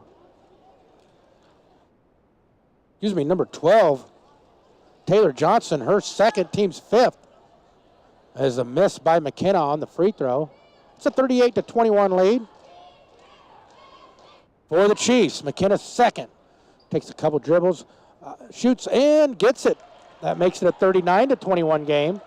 That sets up the press for the Chiefs as the Bloodhounds beat it with Deanna Davis on the right side. She's going to take it all the way down, find Menke open on the left baseline, and she puts up a left block deuce. Menke 4-2 on the transition layup, and that leads to a 39-23 lead for the Chiefs. And there's a foul by Ireland Sargent as Boatman crosses the half-court line. On the reach-in, Sargent was just a little bit too frisky right there. Team 6, Sargent's first, and the Chiefs will inbound. Michaela looking to get it in. Her inbound pass is batted away and stolen by Menke. Stolen right back by Michaela. Down in the paint is Katie Martin. Her left-handed layup is missed, but she gets her own rebound on the left baseline. McKenna for three on the left wing, no good. Rebound goes off of Camille Cruzy's body and out of bounds underneath the basket. What a scrum that was for a second. It leads to an inbound for the Chiefs underneath their basket on the left-hand side with 7:16 to go here in the fourth. The inbound, Boatman for three on the left corner, no good. Rebound, Martin kicks out to Michaela, to Boatman on the right wing. McKenna Hasn't hit a three yet. She drives right baseline, puts up a 5-footer and misses everything. Rebound, Camille Cruzy. Cruzy crosses the timeline on the right. Now she goes right to the right junction, kick out to Ireland Sargent. She's at the point. Picks up her dribble to Camille Cruzy. Right wing to Deonna Davis. Baseline three, good. 39-26. It's back to a 13-point Chiefs lead. As Katie Martin takes the pass over the timeline on the right side, out front to Cameron Atterberg. Cameron's going to drive into the paint, kick out to Katie. Katie now on the point, guarded by Camille Cruzy and the man-to-man. Katie still on the point, hands it off to Kendra Boatman, guarded by Ireland Sargent. Shot clock's at 15. Boatman, high screen, nothing doing. Boatman picks up her dribble, gets it to Katie Martin, to Michaela, to McKenna on the baseline. 5 seconds on the clock. McKenna picks up her dribble. Boatman on the left baseline. There's a runner. No good. Rebound, Menke. Menke pulls it down, clears it off to Cruzy. Cruzy drives down the left side, crosses the timeline. Still with the dribble down on the left baseline. Out front to Ireland Sargent for three. Off the back of the rim, no good. Rebound, Michaela. She's got a streaking Kendra Boatman. It's one-on-one with Cruzy, and Boatman's going to put it up, no good. On the layup, Cruzy gets the rebound, and Boatman ties her up on the rebound. It's going to stay. No, it's going to go over to the Bloodhounds, I do believe, on the alternate possession. As Boatman missed a wide-open layup. Cruzy got the rebound, then Boatman tied her up, and it's going to be Bloodhound ball on the tie-up as McKenna checks out, and Ireland Say checks back in. Camille Cruzy looking to get it in, still looking, fires it down the court, and her pass goes off Ireland Sargent to Menke. Now Sargent has it on the Bloodhound offensive end, out front to Camille Cruzy on the left side. Cruzy, man-to-man defense by the Chiefs. Cruzy goes to the point, still with the dribble into the lane on the right junction, puts it up, no good off the front of the rim. Rebound is loose, tracked down by Deonna Davis. Gets it to Camille Cruzy on the right wing. She stops, pops, off the back of the rim, no good. Rebound, Michaela Altgivers. Michaela clears it for herself down the floor on the left side, crosses the timeline. Now she's going to stop, give it off to Ireland Say. She's going to go right. No, she's going to go left, all the way down the left block and puts a layup up and in. Ireland Say's got 6. It's a 41-26 game again. Camille Cruzy now has it for the Bloodhounds. Crosses the timeline in the middle of the floor. Slows it up. There's going to be a high screen by Sargent. Now Cruzy goes left to the junction, spins in the lane, tries to find Menke on the left block. Loose ball picked up by Say. And they're going to call a timeout, the Chiefs are, and it's going to be Chiefs ball after the timeout. Thanks to a nice hustle right there by Ireland Say with 4:53 to go in this game. Chiefs are up 41-26. You're listening to Chiefs basketball on 1310 AM, 93.3 FM, KOKX. Time for a change. Do you want to join a company that is more than a job, a family? Carlson Sons in Keokuk is hiring for both a technician and an installer. Experience is preferred, but they are willing to train the right person for the job. Carlson Sons offers 401k with company matching, paid vacations and holidays, sick days, and paid time off after 1 year of being with the company. Join the family at Carlson Sons. Call 319-524-3714 today. Hey, we're back after the timeout. The Chiefs will have it after the timeout, I do believe. Wait, they're going to double up the timeouts, and we're going to have another timeout right away. We're going to go back to a break. You're listening to Keokuk Chiefs basketball on 1310 AM, 93.3 FM, KOKX. Car accidents happen, so when the unthinkable strikes, save yourself a headache. Take it to Keokuk Collision Center, 1 minute, located please. at 28 North 1 minute. 17th Street. Family owned and operated for over 30 years, Keokuk's only complete auto body repair shop offers free estimates, insurance company assistance, lifetime warranty, full service mechanical, towing, auto glass replacement, paintless dent repair, and more. Contact Keokuk Collision Center at 524-8817. Remember, when an accident happens, take it to Keokuk Collision Center. Hy-Vee equals quality, variety, convenience, healthy lifestyle, culinary expertise, and superior customer service. Not just in our Keokuk store, but right at your fingertips. Use Hy-Vee.com and the Hy-Vee mobile app to shop online with Hy-Vee aisles. View Hy-Vee deals, your one-stop shop for hundreds of deals. View their online recipes to get yourself cooking like a pro. Your Keokuk Hy-Vee store, online and in your community. Hey, we're back here at right field house. The Chiefs will inbound underneath their basket. They're going to run a go play, and then they're going to try to get it in. They finally do get it in, almost a 5-second call right there. Boatman's going to clear the timeline on a dead sprint. Now she's going to back it out. 4:47 to go here in the fourth. Chiefs lead 41-26. High screen by Atterberg as Martin has it now to Boatman on the left baseline out front to Atterberg. Atterberg has it. She's going to take a dribble, hand it off to Say. Say hands it off to Michaela Altgilbers. She's going to drive all the way back to the left into the paint, put up a left-handed layup. No good. Rebound, Camille Cruzy. Cruzy's going to drive left, now drive back right. Now back left into the paint on the left junction, put up a left-hand layup, and it rolls in. Camille Cruzy's getting the hot hand now. She's got 11. It's a 41-28 Chiefs lead as Boatman crosses the timeline again at full speed, hands it off to Katie Martin on the right. Katie picks up her dribble out front to Cameron. Back to Katie. Katie over to Boatman on the left point. Boatman hands it off to Michaela on the left wing out front to Cameron Atterberg. She's going to shoot a left point three. Cameron Atterberg burns the nets. Bang, bang, bang. That's a 44-28 game. Chiefs lead thanks to Cameron's three. Now Camille Cruzy, high screen Mankey, nothing doing. Chiefs fall back into a man-to-man half-court defense. Ireland Sargent tries to pass it to Mankey coming up on the block, but it goes over Mankey's head and out of bounds, and that's an unforced error right there. And that leads to a turnover, and it's going to put the ball back into the Chiefs' hands as Deonna Davis and Mankey check out. Taylor Johnson and a new gal, number 23, check in. That's Dynasty Bell. And on the inbound, the ball goes out of bounds off of the Chiefs as they couldn't get it inbounds on the pressure. That's a turnover back to the Bloodhounds with 3:34 to go. On the inbound is Taylor Johnson on the right block. She gives it to a streaking Camille Cruzy, and Camille can't handle it in the lane, and that's going to be a turnover back to the Chiefs with 3:29 to go. Chiefs will inbound. They had trouble getting it inbound last time. Michaela's looking. Michaela's still looking. Finally, she gets it to, no, it's a loose ball on the inbound pass picked up by Boatman. She picks up her dribble, three-quarter court, finds Katie Martin. Katie crosses the timeline on the left side, now back right, now back left, into the junction, out, kicks it out to Michaela. Michaela drives to the point to Boatman. 3:14 to go, 44-28 game.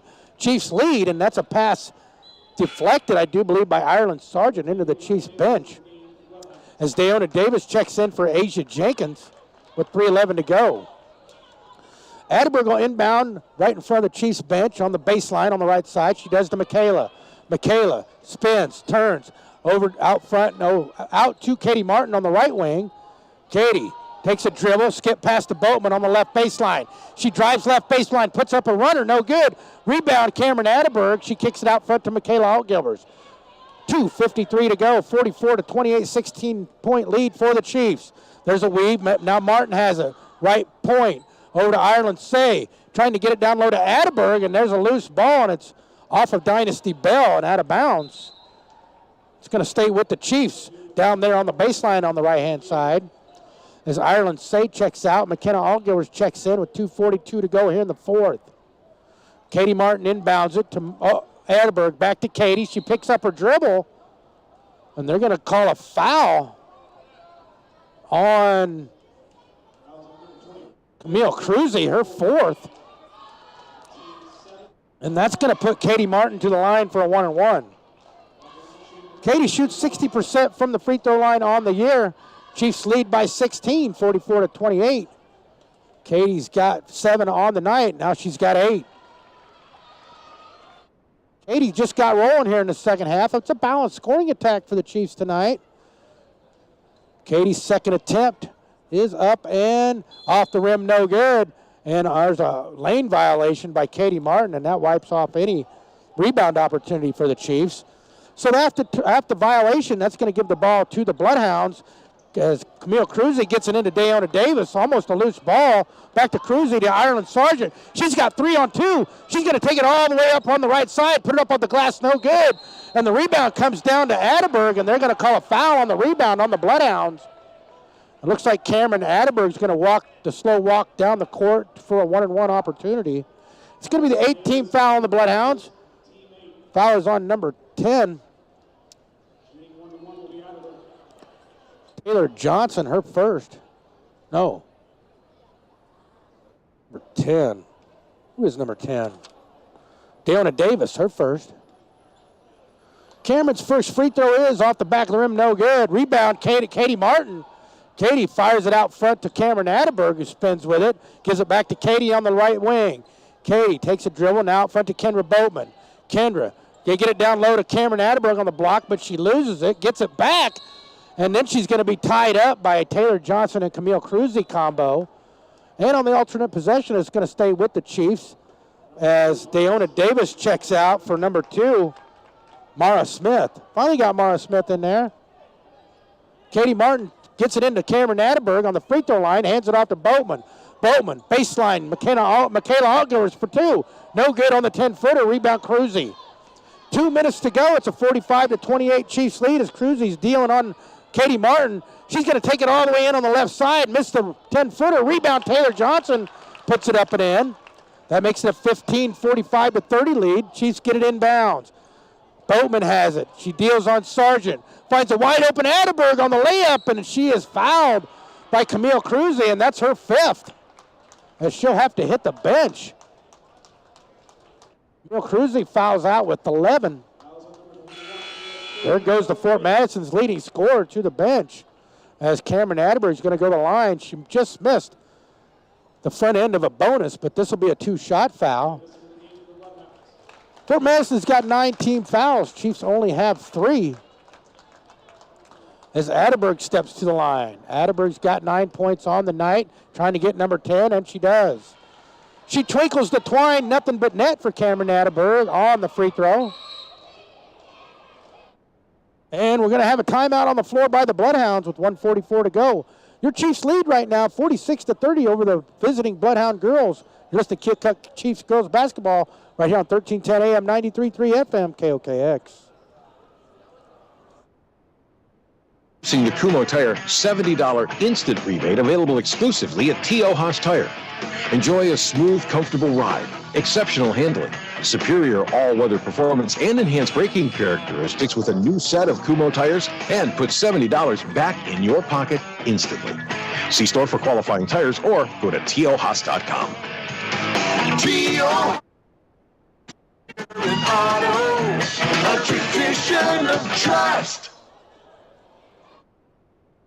Oh, yeah, we're back. That's right. That was the buzzer. That means that Cameron Atterberg's getting ready to shoot a pair of free throws because she was hacked on the layup opportunity by Camille Cruzy. Cruzy picks up her 5th foul, so the leading scorer for the Bloodhounds has an early night. She checks out with 11, far off of her 18 points per game. Cameron Atterberg's second attempt is good, and that gives her 11. And the Bloodhounds will inbound down by 17, 47-30 to your Chiefs. Ireland Sargent all the way down on the right side to the junction. Out front to Taylor Johnson. Her pass to Dynasty Bell is knocked away by Cameron Atterberg. It's going to stay with the Bloodhounds. The baseline on the right-hand side. They get it to Ireland Sargent. Quick 3. Good. Ireland Sargent twinkles the nets with that 3. It makes it a 47-33 game. Boatman now takes the inbound from McKenna. Stolen by Ireland Sargent. She's going to lay it up off the glass, and she's going to draw the foul on McKenna Allgilbers as Ireland Sargent shows no fear and no quit. She is a ball magnet, no doubt about it.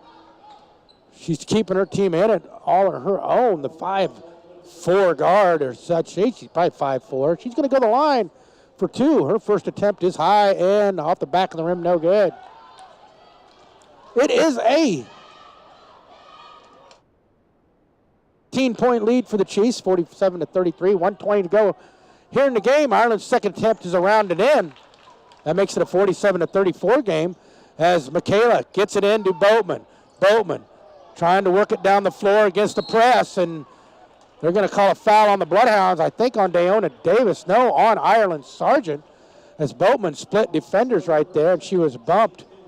She hadn't even crossed the timeline yet. 1:15 to go in the fourth. That's second on Ireland. Team's 10th. That means Kendra will be shooting the double bonus with 1:15 to go. Kendra, she's got 11, trying for 12, and she misses off the back of the rim. It's a 13-point lead now for the Chiefs, still with 1:15 to go here in the fourth. Boatman trying to get point number 12. She puts it up off the rim and in. It bounced high and back down through the nets. That makes it a 48-34 game as Ireland Sargent splits the defenders on the trap. finds Taylor Johnson, pass it back to Ireland Sargent. She's going to split defenders, trying a 10-footer. That was a wild shot, no good. Rebound, Michaela Allgilvers. Her outlet passes goes awry, picked up by Dynasty Bell, now to Ireland Sargent. Under a minute to go. They get it down low to Taylor Johnson, and on the entry pass to the block, they're going to call a foul on the Keokuk Chiefs. Foul is on McKenna Allgilvers, her third, team's fifth. As Deonna Davis, her inbound pass is stolen by Boatman. Boatman's got 2-on-2 to Martin. She pulls up the left-hand layup, no good. Boatman with the rebound. She puts it up off the glass, no good. Rebound, Mara Smith. She clears it to Ireland Sargent. 40 seconds to go. 48-34 is the score. Ireland on the right side. Baseline. Deonna Davis for three. Off the rim, no good. And the rebound is tracked down by Taylor Johnson.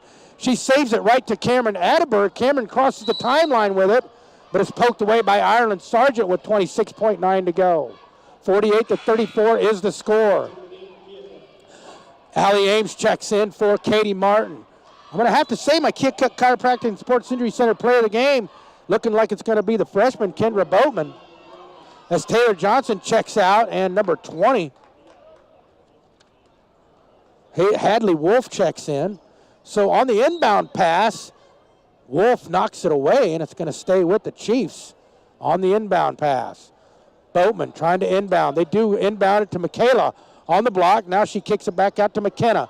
McKenna on the left wing. She's going to dribble it back out. No shot clock. The Bloodhounds are going to have to foul Boatman. Sargent's on her. Boatman now on the point. Behind the back.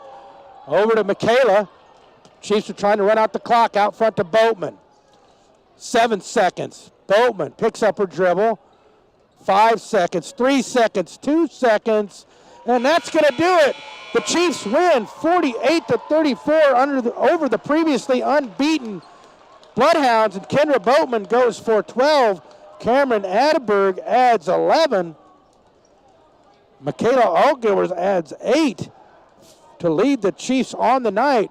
My Keokuk Chiropractic and Sports Injury Center player of the game, well, that's going to be Kendra Boatman on a fine performance from the freshman, as she had the ball in her hands the majority of the night. She made plays when it counted.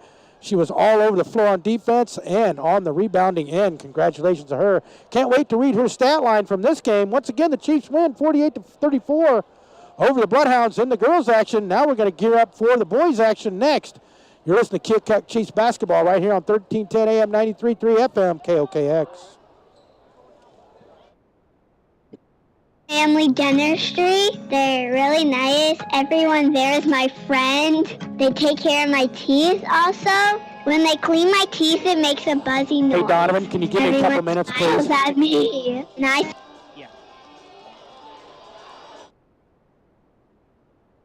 Make it 3 minutes, will you, please? Okay. 42728. My teeth are oh so white. Your hands, are you looking for a change? Are you driven to make more money? If so, contact Quarters for You. Hiring first and second shift production immediately. Work 4 days a week. Receive free health insurance, incentives, and bonuses. First shift pays $14 and second shift pays $16. Plus, an extra $2 for simply working all scheduled hours. Apply on Facebook or in person at 160 Industrial Park in Hamilton. Quarters for You wants you immediately. Apply today.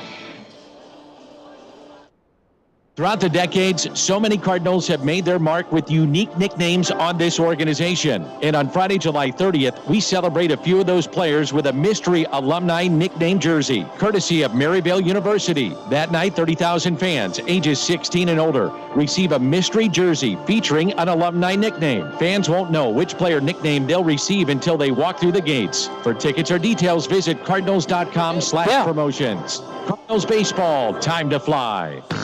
On Sunday, August 1st, the Cardinals host the Twins, and that day is all about the kids. Kids ages 15 and younger entering with a ticket can celebrate Major League Baseball's Play Ball initiative and feel like the pros when they receive their very own Rawlings Kids Baseball Glove. That's Sunday, August 1st. The Cardinals, the Twins, and the Rawlings Kids Glove. Get your tickets today at cardinals.com/promotions. The St. Louis Cardinals, time to fly. On your eyes to do daily tasks, process emotions, react to danger, and more. That's why it's important to keep them healthy. Eye specialists at Southeast Iowa Regional Medical Center in West Burlington treat medical conditions of the eye, including cataracts, glaucoma, and retina problems. Their ophthalmologists perform in-office laser treatments and injections, plus surgical procedures in the hospital. High-tech eye treatment is available close to home. Get it at Eye Specialists Southeast Iowa Regional Medical Center. Learn more at greatriverhealth.org.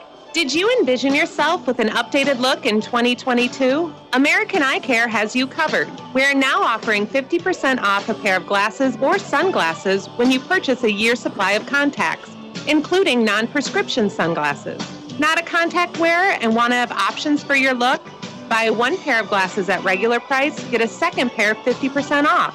Come see us at American Eye Care in Burlington, Port Madison, Keokuk, and Mount Pleasant, and see life better. All right, we're back here at Wright Fieldhouse. We're in intermission of the boys and girls game. What a game for the Keokuk Chiefs. Tell you what, the Bloodhounds came in on a roll. They won 5 in a row, but the Chiefs gave them their first loss of the season. 48-34 was the final. Balanced scoring attack for the Chiefs on the night. They were led by Kendra Boatman with 12. Cameron Atterberg was right behind her with 11. And then Michaela Altgilvers finished out the scoring with 8. Otherwise, there was a lot of other ones with 6 and 4. I know Ireland Say had 6. That was probably her season high for her on the year. Lots of great play and lots of great defense by the girls. They took the lead. They kept the lead. They looked like they knew what they were doing on offense. So it was really a great game for the Chiefs. They had pretty much their games working in all facets after the first quarter, that is. I'll tell you what, the first quarter was a little sluggish, but after that, they got the ball rolling. They got the offense cooking. And, of course, it helped when Camille Cruz fouled out, the Fort Madison Bloodhounds leading scorer, with only 11 points. She was coming in averaging 18. So Mike Davis's squad goes to 3-2 on the year. They'll play down at Clark County tomorrow in that tournament action. You can go down there and check them out. That gives them their first victory in the second victory in the Southeast Conference, so they're 2-1 in conference play. Katie Martin didn't have a very good game. She was the leading scorer for the Chiefs coming in, but they didn't need her to do a lot of scoring tonight, and that's a good thing for the Chiefs. Anytime you can get a balanced scoring attack led by people that don't normally lead the team in scoring, usually leads to good things, and that's what happened to the Chiefs as they come out victorious tonight. Right now, though, we're getting ready to catch up on these boys' teams. The Fort Madison boys are looking for their first win of the year. They come in at 0-4. The Keokuk Chiefs, they just picked up their first win of the year on Monday night against the Monroe City Panthers from Monroe City, Missouri, 49-26. And they're going to need to find that offensive groove tonight, are the Chiefs. They're going to keep on their winning ways. Love to see them go 3-0 on the week if they can get a win tonight and a win tomorrow right here at Wright Fieldhouse. Nothing like some home cooking, that's for sure. Hey, I'm going to take it back to our sponsors. I'm going to try to look for my Keokuk Chiropractic and Sports Injury Center player of the game, Kendra Boatman, down there. And we're going to get ready for the start of action here in the boys' game. I'll talk about the starting lineups for the Chiefs and what I think might be the starting lineups for the Bloodhounds. I know Coach Ryan Wilson and his squad are itching for a victory. Coach Zach Summers and his squad, they want to keep on their winning ways. Don't turn that dial. We got more basketball coming up. It's the North-South Lee County rivalry action. It's going to be the boys coming up next right here on KOKX, the Talk of the Town. You're listening to Chiefs basketball on 1310 AM, 93.3 FM, KOKX. It shouldn't take your roof disappearing in a matter of seconds to find out who you can count on. Can I get 3 more minutes, It shouldn't take 4 Donovan, days please? with no power, water, or communication to find out who your friends are. It shouldn't take the worst to bring out our best, but sometimes it does, and that's the silver lining. To find out more about West Bend Mutual Insurance and the silver lining, contact LJ Insurance in Keokuk and Fort Madison at 319-524-4223. Horn Insurance is Keokuk's premier independent insurance agency. Offering home, life, auto, and business insurance, Ryan and his team care about their hometown and have been serving the Keokuk area for 20 years. As an independent agent, Roughcorn Insurance will shop around for the best coverage and rates available for you. Call Ryan today at 319-524-3640 or visit him on the web at roughcorninsurance.com. Roughcorn Insurance, serving Iowa, Illinois, and Missouri since 2003. Staple of Keokuk is your locally family-owned refuse and hauling service. Established in 1974, service is what they sell. Not only commercial and industrial services, but residential as well. Warm weather means purging, and Cole Morgan's Hauling makes it easy to get rid of those unwanted items. Reliable, friendly, experienced service is what Cole Morgan Hauling is all about. To learn more, follow them on Facebook or give Cole Morgan's Hauling a call today at 319-524-1674. Chiropractic and Sports Injury Center has been awarded the Best Damn Chiropractor in Lee County. At Keokuk Chiropractic and Sports Injury Center, Dr. Walter and his staff are committed to bringing you the concerned and individual attention you deserve. Let Dr. Walter and his staff put their award-winning service to work for you. Keokuk Chiropractic and Sports Injury Center, located at 924 Main in Keokuk, call 524-0905. Proud sponsor of the Keokuk Chiefs Player of the Game. Shy, come talk with us about joining our family at River Hills Village. We're looking for compassionate RNs, LPNs, and CNAs. River Hills Village has new starting wages, shift differential, flexible scheduling, as well as tuition assistance, paid training, holiday pay, 401k plan, and paid time off. Apply online at riverhillsvillage.com. River Hills Village Retirement Community in Keokuk is an equal opportunity employer. River Hills Village, where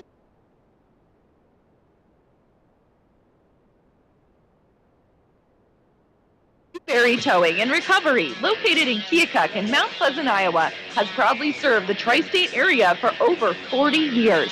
Newberry Towing and Recovery provides 24-hour roadside assistance, tire repair, including mobile repair service, light and heavy-duty towing, recovery, and much more. For all your towing needs, call Newberry Towing and Recovery at 319-524-4014 in Keokuk or 319-201-9999 in Mount Pleasant, Iowa.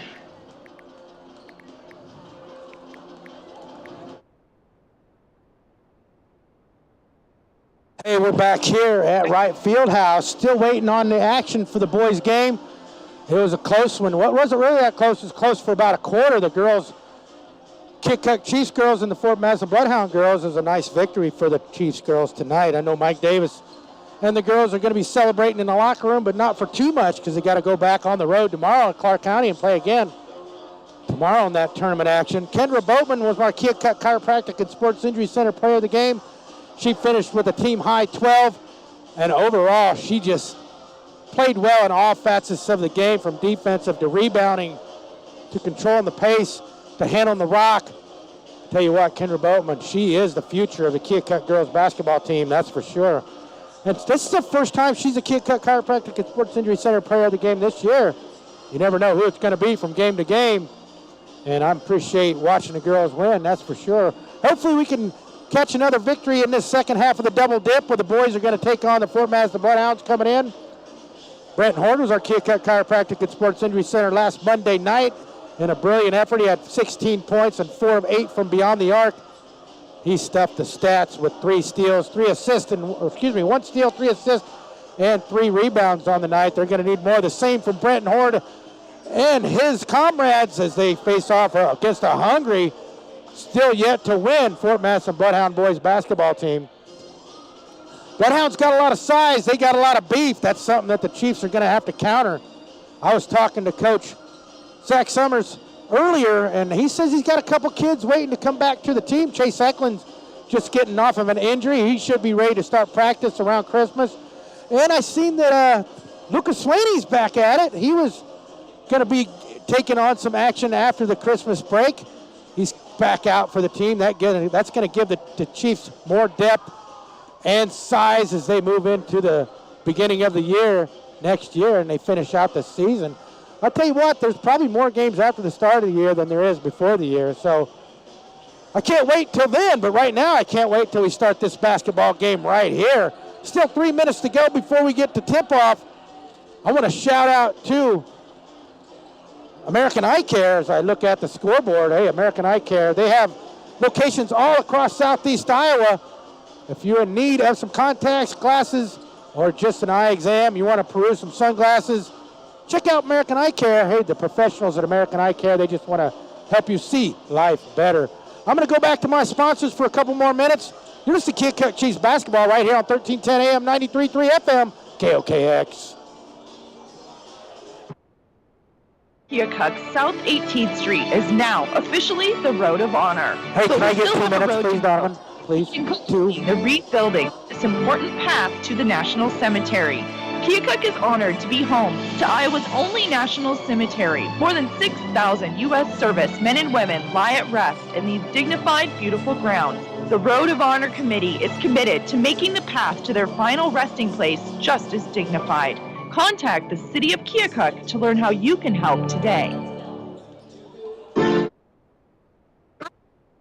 Johnson with Southern Iowa Insurance Services out of West Point. We're a locally owned and operated independent agency, and we work hard to provide you with the coverage to best meet your unique needs.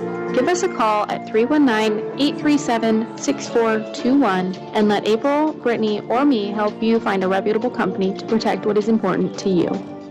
Southern Iowa Insurance is licensed in Iowa, Illinois, and Missouri. Do you know how amazing the doctors are at Critchell Animal Hospital? Pretty sure I do. Yeah, but do you know? Do I know they provide the best animal care in the tri-state area? Do I know they have an 85-plus year history of babying your babies? Yes, I do know that. But do you know that they have a reputation of babying your babies? Just said that. But do you also know that Louise, Anthony, and Lisa are here for you 24/7? Go to Critchell Animal Hospital for all your four-legged family needs. 1912 Main Street, Critchell Animal Hospital. They baby your babies. Come experience the best eye care from the friendly professional staff at Dr. R.J. Greenfield, a certified therapeutic optometrist who specializes in contact lenses, eye disease, and glaucoma. Dr. R.J. Greenfield's office works closely with eyewear representatives to provide the latest and greatest in both fashion and technology. So stop in and browse frames at 3341 Main in Keokuk, or to schedule an exam, call 319-524-3892. Dr. R.J. Greenfield, focusing your eye care on your lifestyle. Hey, we're back at Wright Fieldhouse as both teams are huddling up for the starting lineup introductions. I gotta try to get Kendra Boatman over here so I can give her player of the game. Right now, though, we're getting ready to start starting lineups for both teams. Chiefs coming in 1-4.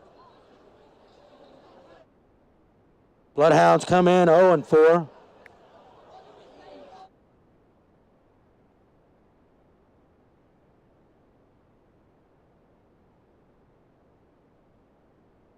All right, let's see if that works.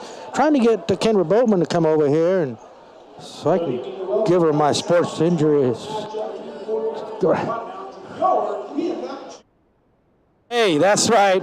I was trying to get Kendra Boatman. I was trying to get her to come up here. I'm trying to get a hold of her, but it's just not working out. She's my Keokuk Chiropractic and Sports Injury Center player of the game for the girls in a victory against the Bloodhounds right here at Wright Fieldhouse just a minute ago. As we get ready for the boys' game, they're going to have the starting lineups.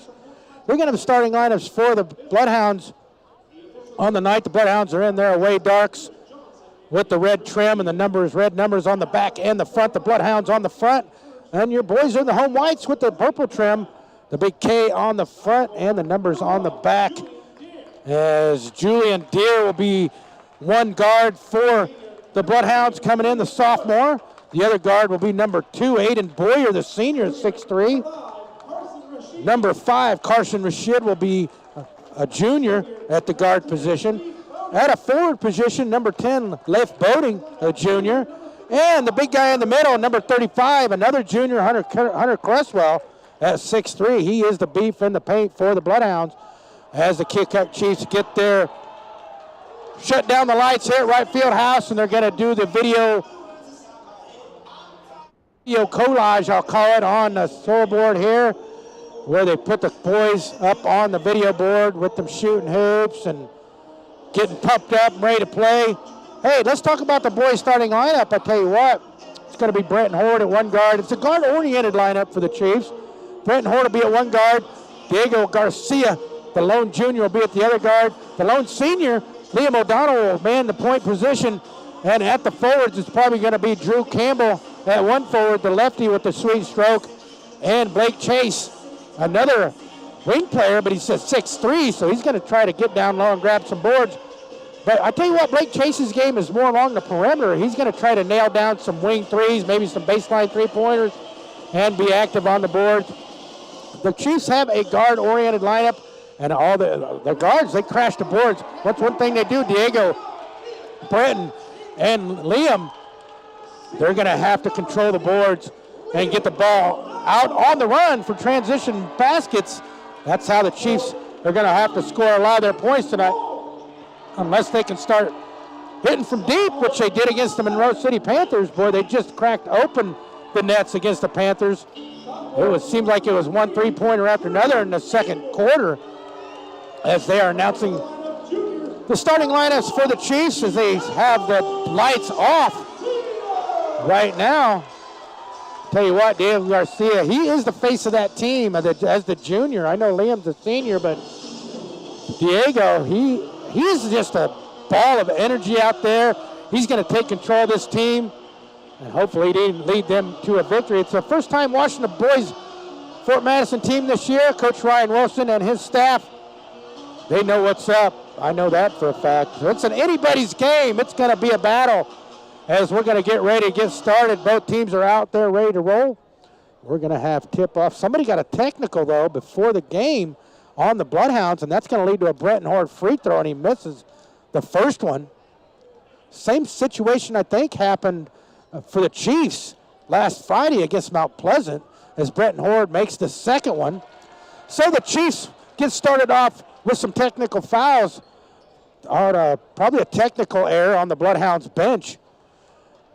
And they're not even going to tip it. They're just going to give the ball to the Chiefs on the technical foul, so no tip-off as the Chiefs hold an early 1-0 lead, and it's still 8 minutes on the clock as the Chiefs will inbound.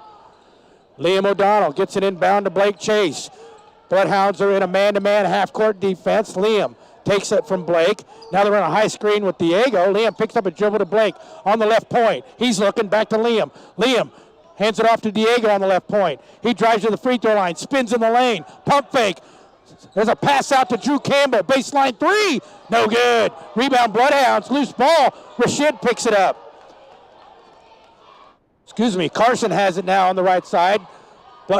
Chiefs are in a man-to-man half-court defense.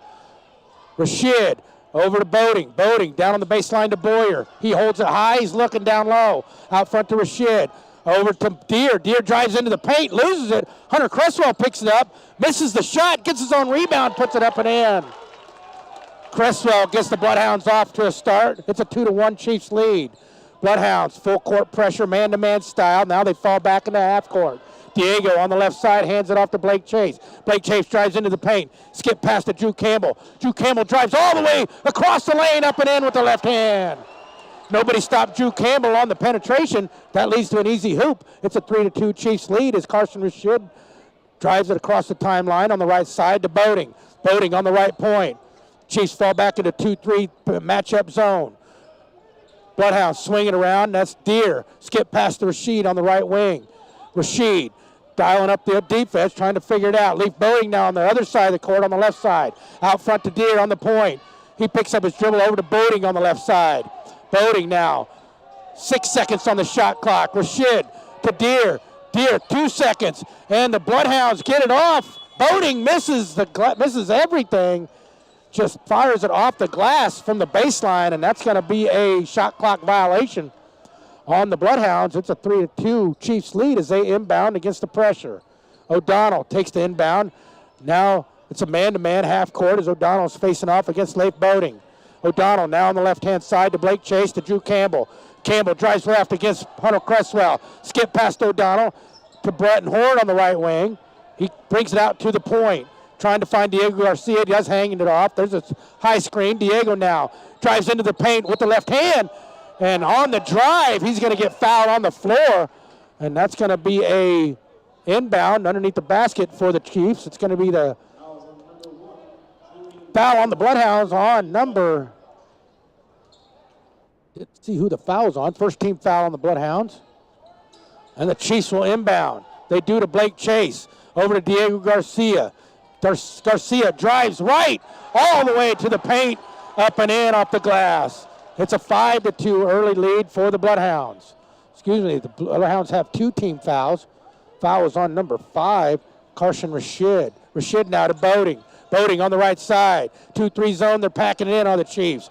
Deer out front to Rashid. Rashid on the point. He dribbles left, now back right. Still with the dribble. And he gets over to Deer on the left wing. Deer takes a dribble inside over to Hunter Cresswell on the left point. Cresswell to Rashid. 7 seconds on the shot clock. Rashid drives left to the left block. Puts up a shot, no good. Cresswell dives in and puts it up off the glass. Cresswell doing the dirty work down on the block. He's all the offense for the Bloodhounds. It's a 5-4 Chiefs lead as the Chiefs inbound. Brenton Horde takes the inbound pass.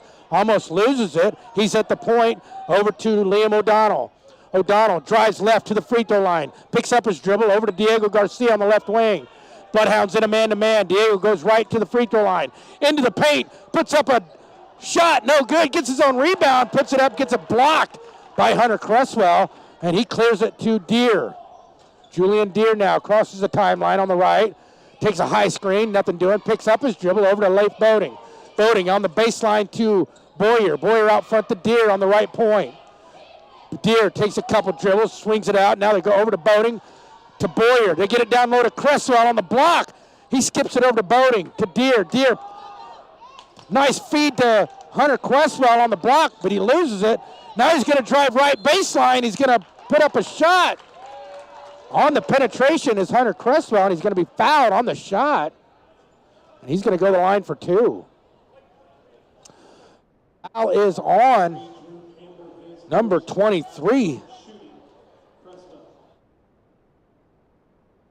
That's going to be Drew Campbell, his first, team's first. Cresswell's got 4. He's trying to make it 5, and he does. It's a 5-all game here with 4:06 to go. Coming in for the Chiefs, it's going to be Trammell Smith and Mason Klaus. Checking out is Brenton Horde and Blake Chase. Aiden Boyer checks out, and Lamar checks in as Hunter Cresswell tries to get the second, and he in and out. Rebound. Lamar, he tips it, and then he loses it. Trammell Smith collects it. Trammell over to Diego, to Drew. Down on the baseline is Liam. He drives left baseline, puts up a layup, and it's swatted away by a tandem of Lamar and Cresswell. It's a 6-5 now, Bloodhound lead, 3:58 to go. Liam O'Donnell inbound to Drew Campbell on the left, out front to Diego. Diego, high screen from Klaus. Picks up his dribble over to Trammell Smith. Trammell goes left to Diego. Diego, baseline is Mason Klaus. He drives baseline over to O'Donnell. They move it around now. Diego Garcia is on the left side. He's going to throw up a wild shot with about 10 feet. Goes off the glass, no good. Boating with the rebound. 3:35 to go here in the first. 6-5 Bloodhound lead. Rashid, they get it down low to DeMar. He powers it up off the left block, no good. Rebound Trammell Smith. He clears it to Liam O'Donnell. O'Donnell drives across the timeline on the right to Smith. Smith out front to Campbell, over to Diego. Diego puts it on the floor to Mason Klaus. Baseline 3, no good off the rim. Rebound O'Donnell. Kicks it over to Diego, who puts up an upper and under move on the baseline. Misses, and on the rebound, Diego's going to foul Drayton Lamar, I do believe. And it's going to be a turnover to the Bloodhounds as Liam O'Donnell and Drew Campbell check out. Brenton Horde and Blake Chase check back in. So it's Horde, Garcia, Chase, Klaus, and Trammell on the floor for the Chiefs. It's Rashid, Cresswell, Deer, Lamar, and Boating for the Bloodhounds. Lamar out front to Rashid. He shoots up a long 3 off the back of the rim, no good. Rebound Brenton Horde. He's going to clear it real fast down the right side. Finds Blake Chase, baseline 3. In and out. Rebound, Rashid. And on the rebound, Rashid's going to get fouled hard by Mason Klaus. That stops the clock with 2:40 to go. Bloodhound lead as the Bloodhounds inbound after the turnover on the Chiefs, and Rashid crawls it across the timeline on the right. Chiefs fall back in the matchup 2-3. Rashid picks up his dribble to Boating on the right side. Boating goes left. High screen from Trammels. No, that's Hunter Cresswell, nothing doing. Julian Deere back to Boating, back to Deere to Rashid. Rashid drives left baseline, up and under move, no good. Rebound, Blake Chase. Blake's going to clear it all the way down for himself on the left side. He keeps his dribble down on the left baseline, stolen by Rashid. Rashid now crosses the timeline on the left. Bloodhounds have it on offense again.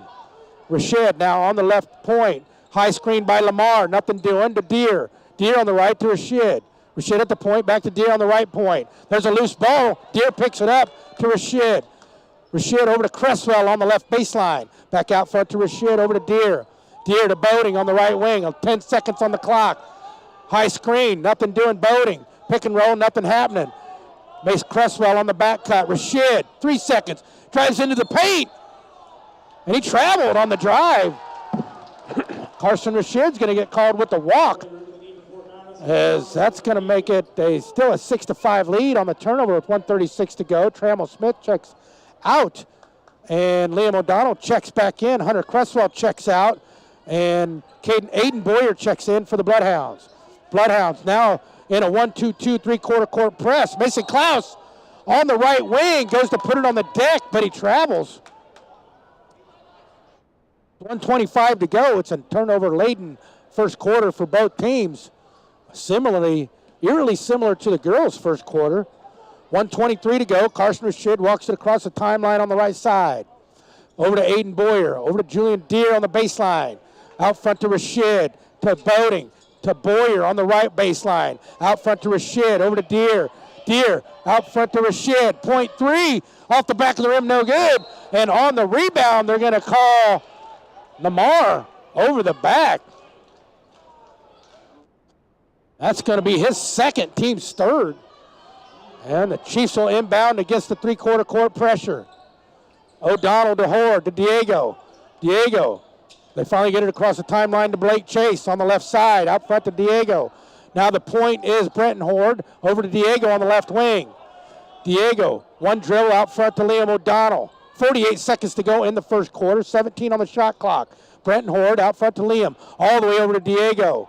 Drew Campbell set to check in. Diego picks up his dribble to Brenton Horde on the left baseline. Skip past Liam O'Donnell, back to Diego. Diego drives in from the left junction, puts up a tough shot off the glass and in. It's a 7-6 Chiefs lead now.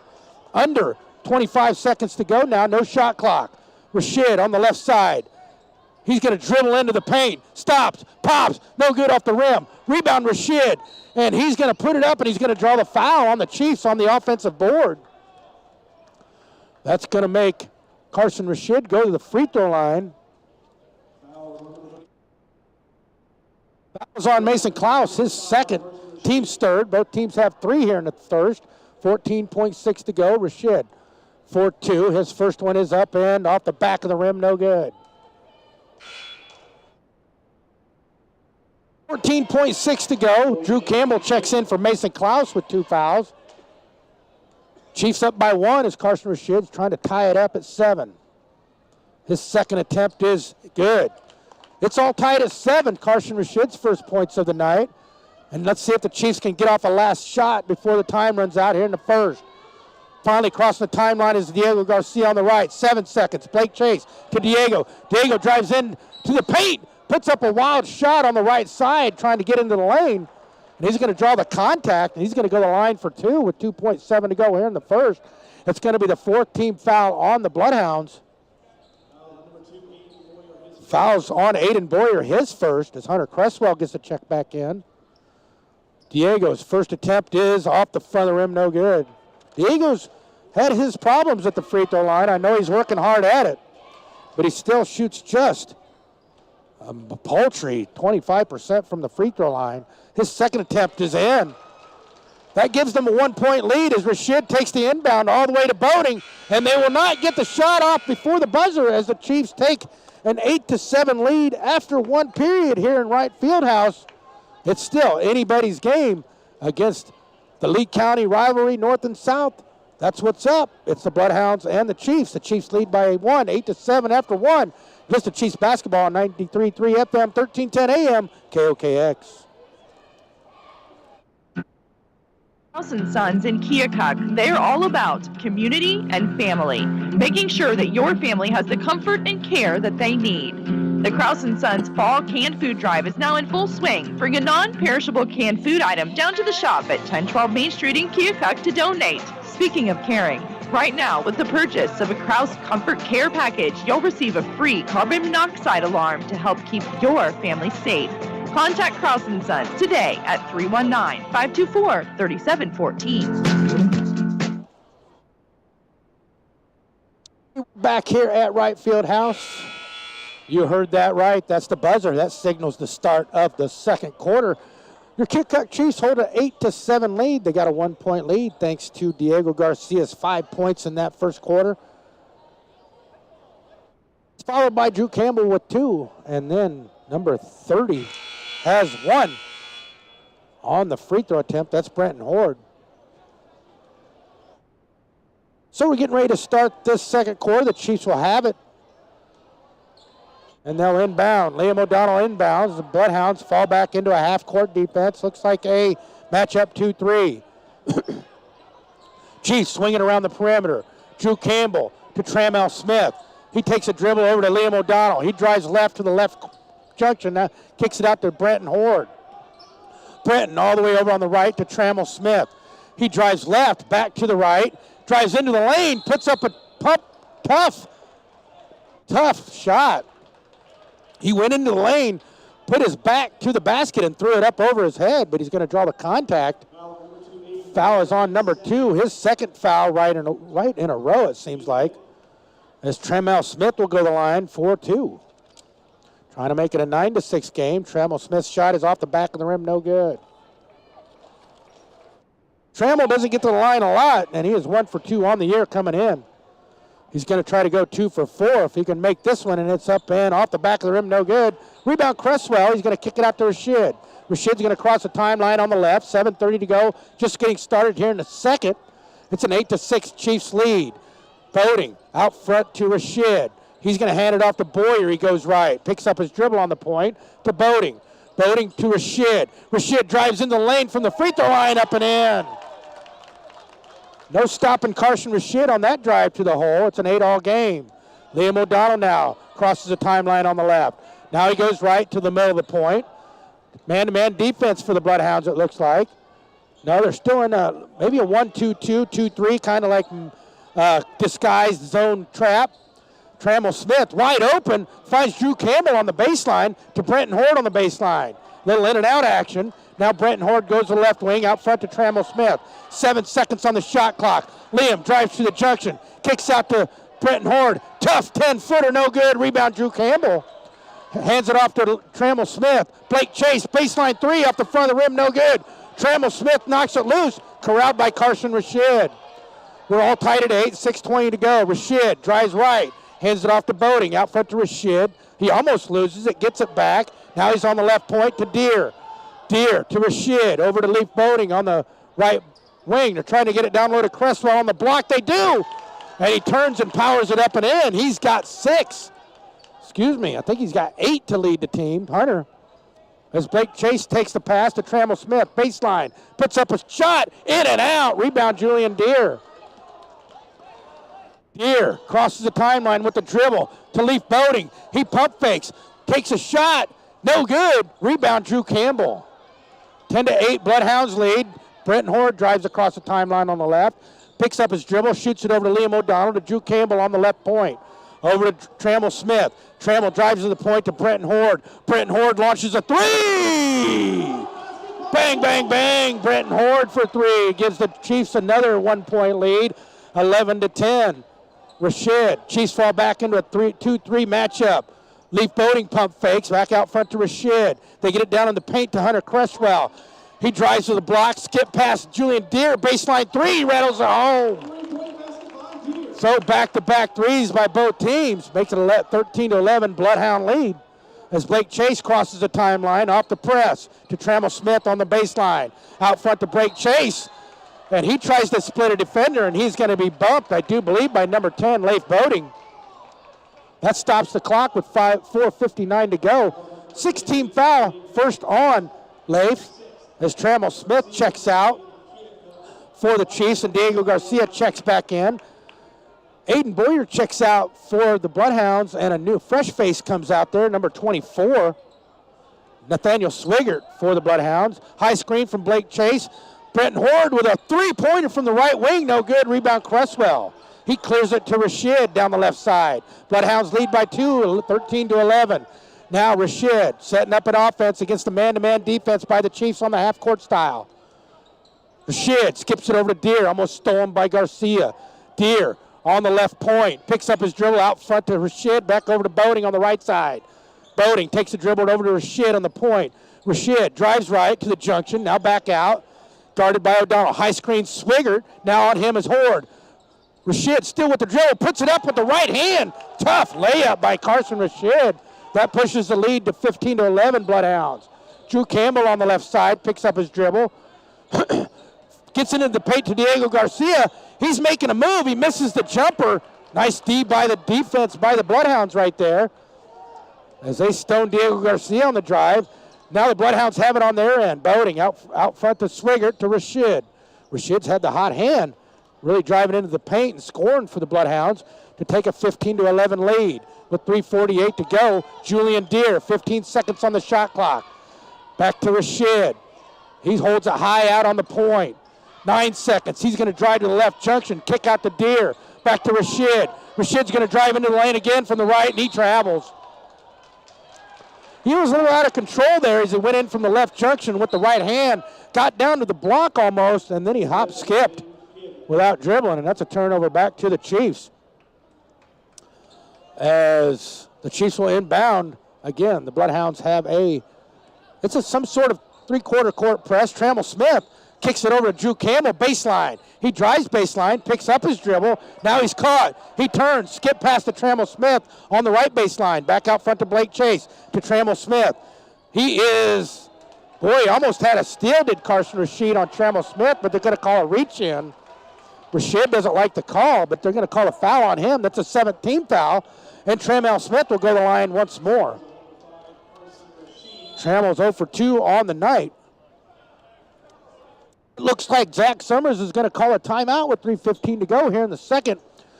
The Bloodhounds are leading your Chiefs 15-11 here in this second quarter. You're listening to Chiefs basketball on 1310 AM, 93.3 FM, KOKX. Car accidents happen, so when the unthinkable strikes, save yourself a headache. Take it to Keokuk Collision Center, located at 28 North 17th Street. Family owned and operated for over 30 years, Keokuk's only complete auto body repair shop offers free estimates, insurance company assistance, a lifetime warranty, full service mechanical, towing, auto glass replacement, paintless dent repair, and more. Contact Keokuk Collision Center at 524-8817. Remember, when an accident happens, take it to Keokuk Collision Center. Excuse me, I had to yawn right there. That doesn't sound very good on the radio. Hey, I'm Sean Stewart. Man, I'm surprised I even got a voice left. And I'm not even. I'm just about halfway through this second game of the night. Your Keokuk girls won the first game against the Bloodhounds, giving the Bloodhounds their first loss of the year. Kendra Bowman was like Keokuk Chiropractic and Sports Injury Center player of the game in the victory. They won 48-34. They held on to beat the previously unbeaten Fort Madison Bloodhounds. Bloodhounds were led by, I do believe, Camille Cruzy had 11. I think that was high score for them. Trammell Smith is at the line for 2. His first one is up and off the back of the rim. No good. It was a 1-and-1, off the perimeter foul. He wasn't shooting. So off the miss, the Bloodhounds recover, and they take it down the court. Carson Rashid has it. He has it to Boating. Boating on the right side to Swigert. Swigert over to Deere. Deere drives into the free throw line. Kick out. Boating for 3. Leif Boating nails the 3, and that pushes the lead for the Bloodhounds up to 7, a late 11-18 lead for the Bloodhounds. Chiefs have it on their end. Trammell Smith on the baseline. He misses a wide open Diego. Now Diego's got it on the right block. Kick out to Horde. Blake Chase. That's a three. He misses everything on the wing three. Rebound Nathaniel Swigert. To Cresswell. They clear it to Rashid. Rashid crosses the timeline on the left side. Over to Boating, who just hit a three. Back to Rashid. Rashid out front now, setting up an offense. He's looking at the defense for the Chiefs, diagnosing it. He's going to hand it off to Boating. Boating with the dribble. Now it picks it up out front to Swigert. Swigert over to Deere. Deere, they try to get it down to the Cresswell on the loose ball. Picked up by Horde. Horde is on the transition to Diego Garcia. He backs it out. Trammell Smith's going to launch a three-pointer. Bang, bang, bang. Number 40 for three from the left wing. That makes it an 18-14 Bloodhound lead. Nice job by hitting the open jumper by Trammell Smith. Bloodhounds have it on their end. Carson Rashid. No, there's a stop in action right here. Didn't exactly see what was going on. They're going to call a foul on White. Didn't see that foul right there. I think they're going to call it on Brenton Horde as Liam O'Donnell checks in for Trammell Smith. That's a third team foul on the Chiefs. Bloodhounds will inbound on the hash, on the near court. Leaf, back out to Rashid. Carson facing up the defense. Picks up his dribble over to Swigert on the left wing. Swigert out front to Rashid over to Boating. Boating takes a couple dribbles, swings it to Rashid. Rashid over to Swigert. Swigert back out front to Rashid. He drives left, back right. He's got Lee Boating open on the right. Nothing doing. Back up front to Rashid. He pump fakes, spins in the lane, almost loses it. Boating picks it up. 8 seconds on the clock. Here comes a high screen from Swigert. Boating spins in the lane, puts it up on the glass, no good. Rebound Diego Garcia. He's going to clear it all the way down on the left side. 1-on-3. Now he's going to pull it back. Finds a streaking Liam O'Donnell. He pump fakes, misses, gets his own rebound and scores. That makes it an 18-16 game, and that closes the gap to a deuce with 58 seconds to go here in the second quarter, running down on this first half. Not a lot of scoring in this first half.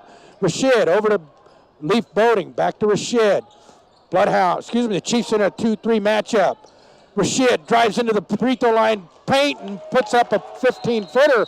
We'll call it a 10-footer, and he nails it. That gives Rashid 7 points here in the second quarter, and that's going to lead to a timeout. Keokuk. This is Keokuk Chiefs basketball on the talk of the town, KOKX.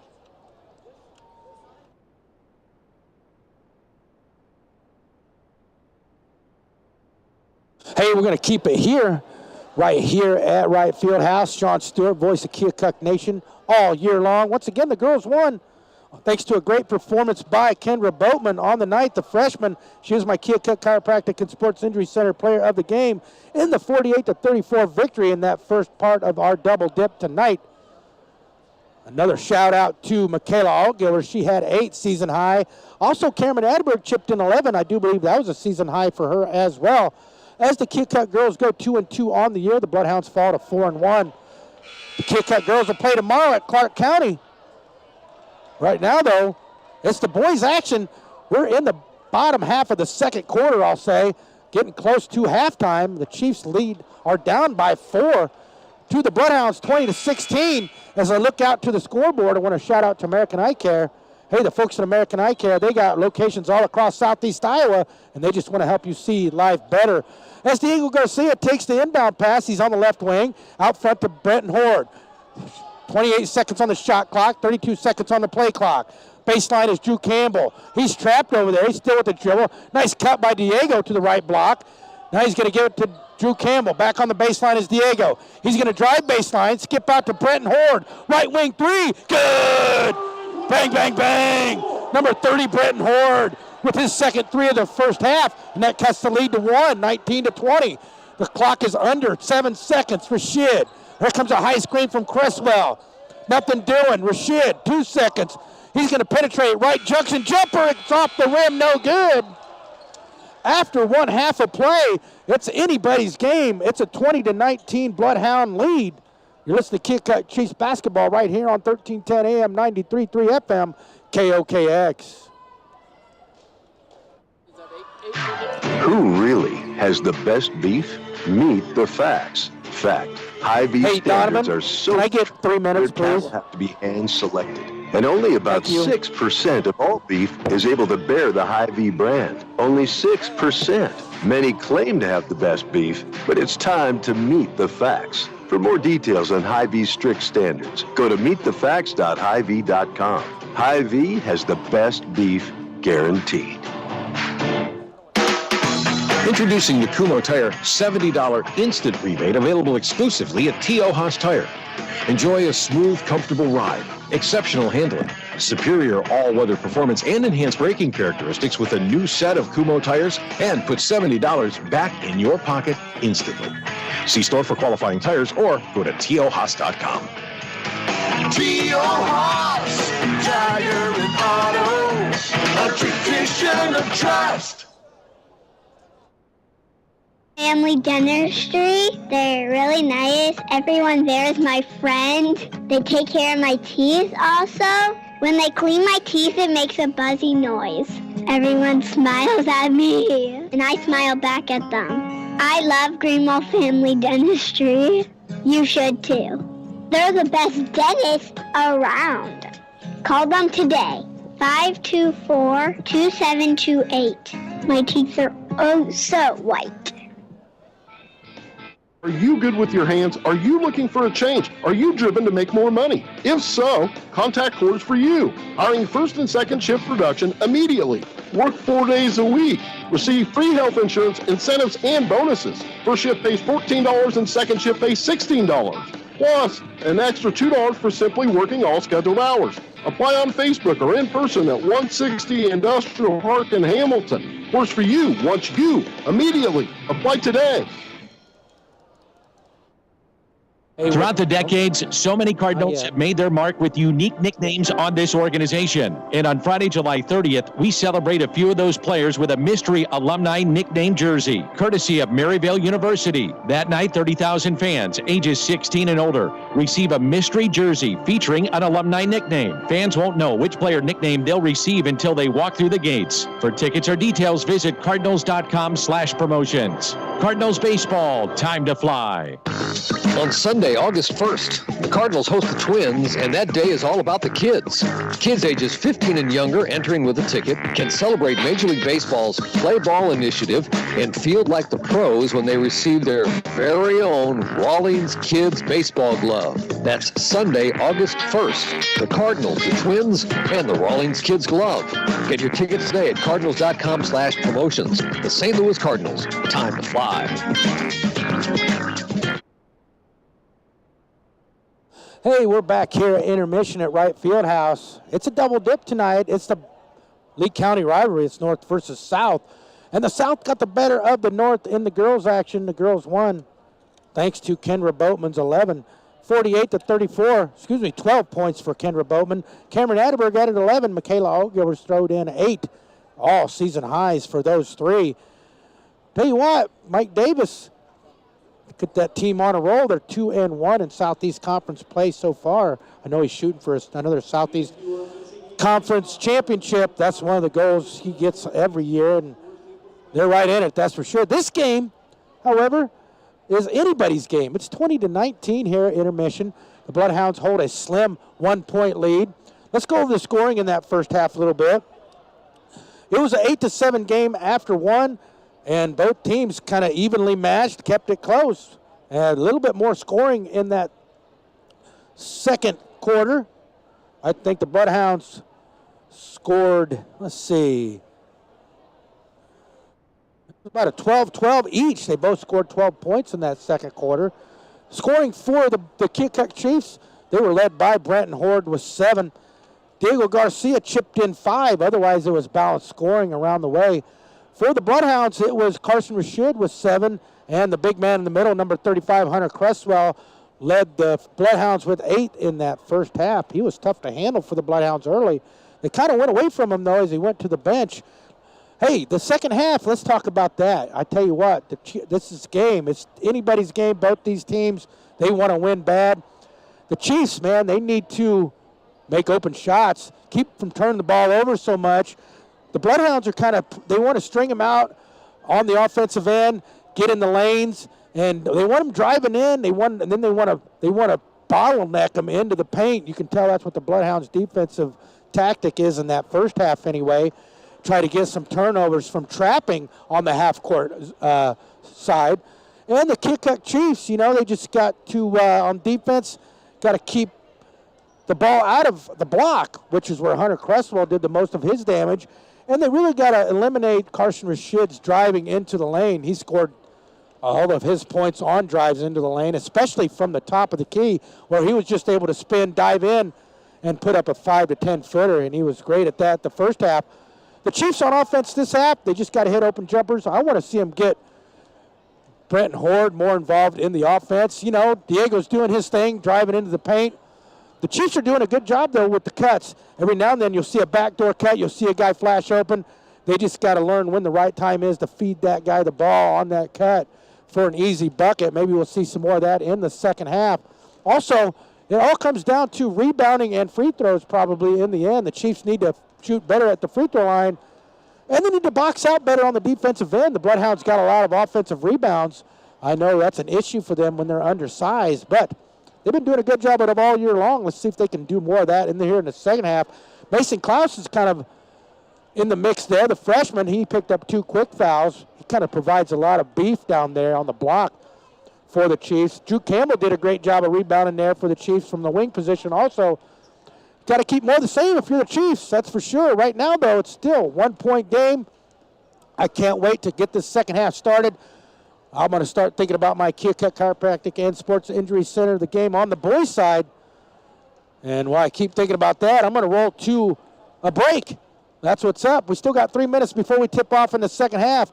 I don't even see the Bloodhounds out of the locker room yet. It's kind of an eerily different way to have it happened in the half of the girls' game. Mike Davis kept his team in the locker room all the way up to the end of half, and maybe that's what Ryan Wilson will do. Who knows? It's kind of a coaching strategy. Maybe he's just talking sense into him. It's hard to say. But I'm going to go to a break. That's right. I'm going to let our sponsorships pay a little bit of money, and I'll be back. Hey, you're listening to Keokuk Chiefs basketball right here on 1310 AM, 93.3 FM, KOKX. Family is a 100-year philosophy for the Ames. Born and raised in Keokuk, the Ames family is in their 3rd generation of business. AC Contracting is your hometown industrial, commercial, and residential contractor. And if you need recycling, contact Southern Iowa Recycle for your ferrous metals, along with wood pallet services and sales. With Southeast Iowa's only portable grinding service for pallets, trees, and house demolition. Contact Wes, Zach, or Brandt at 524-5153 or visit their website at amesbusinessgroup.com. Go Chiefs. Yeah, I know, right? On your eye. We'll see what happens next week. Emotions, react to danger, and more. That's why it's important to keep them healthy. Eye specialists at Southeast Iowa Regional Medical Center in West Burlington treat medical conditions of the eye, including cataracts, glaucoma, and retina problems. Their ophthalmologists perform in-office laser treatments and injections, plus surgical procedures in the hospital. High-tech eye treatment is available close to home. Get it at Eye Specialist Southeast Iowa Regional Medical Center. Learn more at greatriverhealth.org. Did you envision yourself with an updated look in 2022? American Eye Care has you covered. We are now offering 50% off a pair of glasses or sunglasses when you purchase a year's supply of contacts, including non-prescription sunglasses. Not a contact wearer and want to have options for your look? Buy one pair of glasses at regular price. Get the second pair 50% off. Come see us at American Eye Care in Burlington, Madison, Keokuk, and Mount Pleasant. And see life better. I need new ones. You should. Hey, we're back here at Right Field House. Again, our videography is handled by Bob Collins tonight. All year long, Bob's going to be working the videography for us here on the YouTube side of things. If you want to watch it, just tune into our YouTube channel, KOKX. And listen to me right here on KOKX, the Talk of the Town. You can do both at the same time. Isn't it great how technology works these days? As the clock ticks down to 30 seconds before we start the tip-off in this second half, it's a 20-19 Bloodhound lead over your Chiefs. Bloodhounds are they're trying to get on the win column. They haven't won yet, and the Chiefs are trying to go over 500 on the year. Actually, they're trying to get to 500, which they might do with 3 wins this week as they take this one tonight. Still, it's a toss-up as we're getting ready to start this second half of action.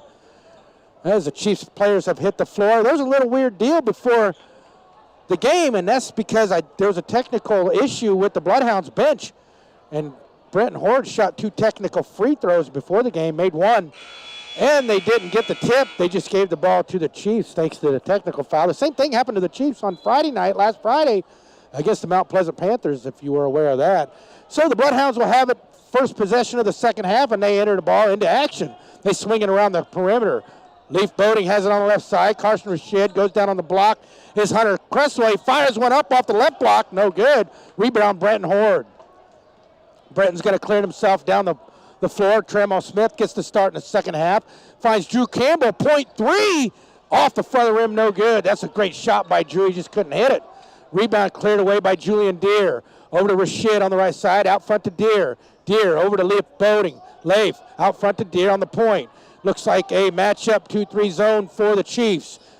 Maybe even yeah, it is a matchup. As Trammell Smith got caught off pace, Rashid misses a 3. Rebound, Brenton Horde. He's got 2 on 3. He's going to drive into the left block, and he's going to smash right into Carson Rashid. And they're going to call a block on Rashid, and Brenton Horde's going to go to the line for 2. Rashid's 5th. Excuse me, number 5. That's his number. His 3rd. He's the ball handler for the Bloodhounds, so it'd be a blow to get him off the court if you're Coach Ryan Wilson. Brenton Horde's first free throw is off the glass and around and out. Brenton on the year. Boy, I tell you what, the free throw shooting for the Chiefs has not been very good. As Brenton's second one is no good. But the rebound goes to Diego Garcia, who puts it up off the glass. No good. Fight for the rebound is brought down by the Bloodhounds. Boyer clears it to Deere. Boy, the Chiefs had 2 opportunities right there, and they come up empty-handed. Now Boating to Deere on the point, over to Boyer. Over to Boating on the right wing. He holds it high out front to Julian Deere. Over to Rashid. Rashid drives into the junction. Kick out to Deere. Deere drives into the right junction, puts up a 15-footer, and good. Nice running. About a 14-footer, but Julian Deere, tough shot. That makes it a 3-point, 22-19 lead for the Bloodhounds. Diego has it, spins into the lane from the right junction, puts it off the glass and in. Diego, tough shot, got the hoop. That makes it back to a 1-point game, 22-21. Rashid to Boating now on the Bloodhounds, have it on their end. Boating to Rashid, to Deere. Deere on the left wing. They try to get it to Hunter Cresswell. It's picked off by Brenton Horde. Trammell Smith, 1-on-1 against Rashid, and he puts it up and in on the layup. Rashid didn't want to foul him, and Trammell Smith had an easy deuce. That gives the Keokuk Chiefs a 1-point lead, 23-22. Now Julian Deere brings it up. Over to Boating, over to Deere on the point. They get it, no, then it's picked off by Horde again to Trammell Smith. Horde gets it back off the loose ball. He loses it on the pass, picked off by Leif Boating. Boating's going to go all the way down the floor. He's going to drive into the lane for a layup, and the blocking foul is going to be called on Blake Chase. Lots of havoc there, that's for sure, by both teams. Neither team could get possession of the ball, it seemed like. The Chiefs had no offensive possession on their end. And then Leif Boating just grabbed it, took off like his pants were on fire down to the court, got into the lane, got the bump, and now he's going to go to the line for 2. His first one is good. That makes it a tie game, 23-all. Both teams with 1 foul each here in this second half. In fact, the second one for Rashid, that's Boating is good. He's 2 for 2. He's got at least 5 on the night. Now the Bloodhounds fall back into a half-court man-to-man. Horde on the right wing, guarded by Rashid. He's dealing, spins into the lane. He's going to hop, skip, and jump, and it rattles out on the layup. Rebound by Hunter Cresswell. Hands it off to Rashid. Rashid calls out an offensive set. Over to Deere. Deere, high screen by Boyer, nothing doing. Cresswell out on the point. Guarded by Campbell. He's going to bulldoze his way into the lane, and he's going to get called with a travel. He doesn't like that call. He's going to plead his case over there to the referee. To no avail. 5:11 to go. 1-point lead for the Bloodhounds, 24-23, as Diego clears the line, hands it off to Blake Chase. Blake's going to go left to right into the lane, and he puts up a tough shot, falling down off the glass and in. Blake Chase with a nice drive into the lane for 2. That puts the lead back into the Chiefs' hands by 1. Boating now against the defense by the Chiefs. Matchup 2-3. Deere on the left side. Takes a dribble out to the point. Hands it off to Boating on the point. He turns. Goes over to Julian Deere. Deere takes a couple dribbles. Skip past the Boating on the right side. Out front to Rashid. Over to Deere. Deere launches a 3. Off the front of the rim. No good. And there's a foul on the rebound. And they're going to call a foul, I do believe, on the Bloodhounds. Number 35, Hunter Cresswell, picks up his first, team's second, and off the foul on the rebound, it's a Chiefs ball again. They lead by 1, 25-24, 4:28 to go here in the third. Diego on the right side now. Bloodhounds pack it in on that 2-3 zone to Blake Chase on the right wing. He's going to hand it off to Diego. Diego still on the right wing, over to Horde on the left point. Horde to Diego on the right point. Drives into the free throw line. Picks up his dribble. Skip pass to Drew Campbell. Out front to Brenton Horde on the point. Shot clock's at 10. Trammell Smith on the left baseline. Skip past Brenton Horde. Right wing 3. In and out. Rebound left Boating. Leif's going to bring it down himself on the right side. Chiefs fall back into a man-to-man half court. Over to Shid to Deere on the right side. Here comes Boyer with the high screen. Screen and rolls. Passes picked off by Blake Chase to Diego, to Brenton Horde. Brenton all the way down on the right into the lane. Puts up a layup and it's blocked by Hunter Cresswell. It stays 25-24. Rashid clears the timeline. Crawls it across now, guarded by Brenton Horde. Julian Deere on the left wing. High screen, Hunter Cresswell, nothing doing. To Boyer. Boyer over to Rashid on the right wing. Takes a screen from Boyer, nothing doing. Blake Chase is on him. To Hunter Cresswell out on the right point. To lift Boating. There's a high screen, nothing doing.